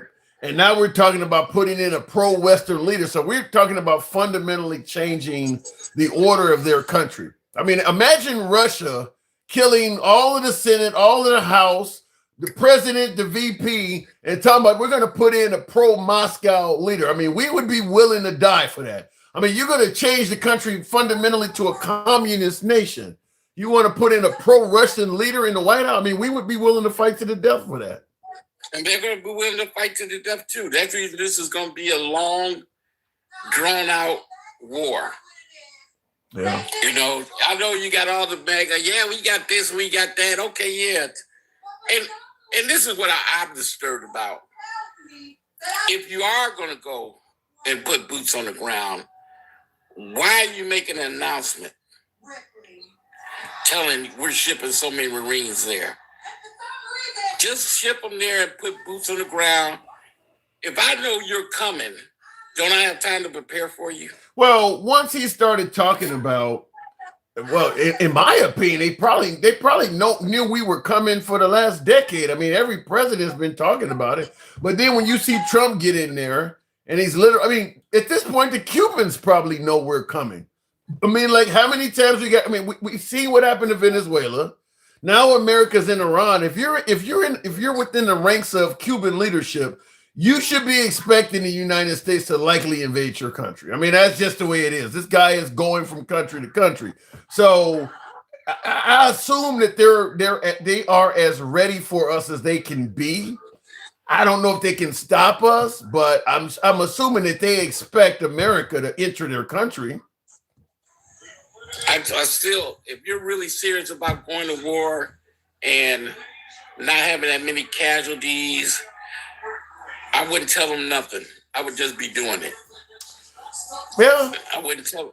You know, that's me. I don't know the rules of engagement or anything like that, but I know you don't tell your enemy what you're about to do to them. Well, he could be lying. He could say there's 5,000 going when there's really 15,000. He might be taking your advice. You don't know. Yeah, well, it doesn't matter if you tell them 5,000, 10,000, you told them you're coming. Yeah. Well, they had to know that already. Once you killed the leadership and you made it clear that we're not going to be satisfied unless you put in a leader that is pro-Western, everybody knows you can't do that without putting boots on the ground. So the minute he killed the head of their government and started talking about what he was going to replace it with, the writing is on the wall. They have to come in here to do that. Well, that's another problem. He talks too much. All right, I got to move it on, Love the Cruise, but I don't disagree with that. Last word, go ahead. And it's easy to send a bunch of other people's children out there. And you're sitting here in Washington or at the golf course golfing, and you're just going to send troops out there.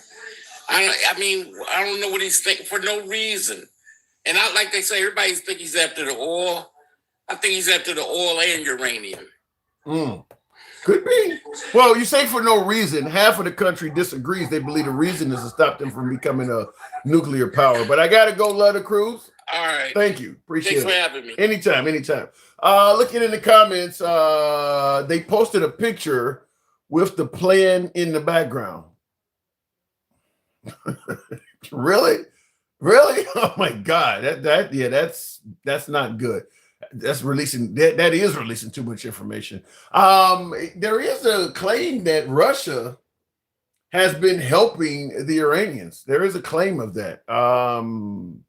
It would make sense to me, to be honest with you, when you think about the fact that Russia invaded the Ukrainians, and we've been helping the Ukrainians out with intelligence and weapons and training since it happened. Not to mention chastising the Russians for doing it. So, okay, well, now when you invade the Iranians, expect us to repay the favor. We're going to chastise you for invading the Iranians and provide them with intelligence and weapons. It would only make sense. We would do it. That's what proxy wars are all about. The Russians are essentially fighting Americans to some degree because they're fighting all of our weapons coming from the Ukrainians. They certainly were under Biden. Now, under Trump, we've helped the Ukrainians out significantly less. In fact, I think France and some NATO member nations have stepped up because Trump was going to leave the Ukrainians to dry out in the sun. He was not going to help them out. But, we helped out a lot under Biden. So Russia is eager to repay the favor. And we would do the same. I mean, shit, fuck it. You helped them out fighting us. So now you got an enemy. We're going to help out your enemy. That's what proxy wars are about. Looking in the comments, though. Well, a map with strike positions. That's crazy if that's the case. They had military drills a week before we invaded. Don't think they stayed. I don't know, but I'm not a fan of this. I'll just leave it that way. I'm not a fan of this. If it turns out great, we'll give Trump credit for it. But my guess is it won't turn out great before Trump leaves office. My opinion of this is it will take longer than that to do what Trump is talking about doing. That's just my opinion. I do not think the sentiment is there. I don't think they're going to lay out a welcoming party for us in Iran. And that's what the Trump administration and a lot of MAGA tends to think that as well, that, you know, the protesters will be happy. Like I said, it's the same thing Dick Cheney said about they're going to view us as liberators. And when we got to Iraq, they weren't happy we came there. Most of them are not happy we came there. And I don't think most of the Iranians are going to be happy with America putting boots on the ground as well, because we're not there for them. We're there for us. And we'll just spin it. We don't, look, once we put a pro-Western leader in Iran, and that leader plays ball with America, allows us to inspect their facilities and live up to the promise that they can't have nuclear weapons. As long as they're doing that, we don't give a shit about them oppressing their people. We could give a damn about that. As long as they play ball with the United States, they can go right on back to whatever they were doing to women and protesters, et cetera, et cetera. We don't care nothing about that. We're just using that as a gateway to get into their country, because that sounds more like something people can get behind. You're there to help, you know, innocent victims out. But no, we're not there for that. We're there to get them to bow down to the will of the United States, plus or minus a few resources. Once they do that, I mean, because keep in mind, President Trump was friendly to Kim Jong-un. Citizens in North Korea have significantly less freedoms than they do in Iran. We don't seem to care about helping out North Koreans. You probably heard his son and his daughter and son-in-law, Jared Kushner, made a $2 billion deal with the Saudis. The Saudis are incredibly oppressive to their citizens. Incredibly oppressive. Little shit like infidelity can get the wife killed in that country, get her executed. They're incredibly oppressive. Yet the Trump administration is very friendly to the Saudis. So we don't have an issue with citizens being oppressed in countries. We're making deals and friendships with oppressive countries constantly. Why all of a sudden the Iranians matter all of a sudden? And it got nothing to do with the Iranians. They're just using that as a gateway to get in there. I'll tell you this, and I mentioned this on a previous live. If a bunch of Iranians were able to get into a raft or some kind of vessel, or even sneak in a hull of a cargo ship or something, and they showed up on U.S. soil requesting asylum, we wouldn't even let them stay. We wouldn't even let them people stay here. So the idea that we trying to protect them from oppression, that ain't true. We wouldn't even allow them people to stay here if they got here. Even though we're on TV admitting how oppressive and how horrible their government is, we would not even give them a home. So I absolutely do not believe we're doing this out of any concern for the welfare or the well-being of the Iranian people. That is insane. We're sending people back to Haiti. They don't even have a fucking government in place. We're sending people back to Somalia, equally as bad. We send people to Africa that ain't never been to the continent before, just to deport them. But we care about Iranians? Who the fuck believes that? Not true. No how, no way. But I do appreciate the 133,000. As always, you guys know what I always ask. Tap the screen, get the likes on up. If you favor this type of programming, follow the program if you're watching on TikTok, Instagram, or Substack. Nevertheless, I do got to step away. Thank you guys for tuning in. I will see you tomorrow. Take care.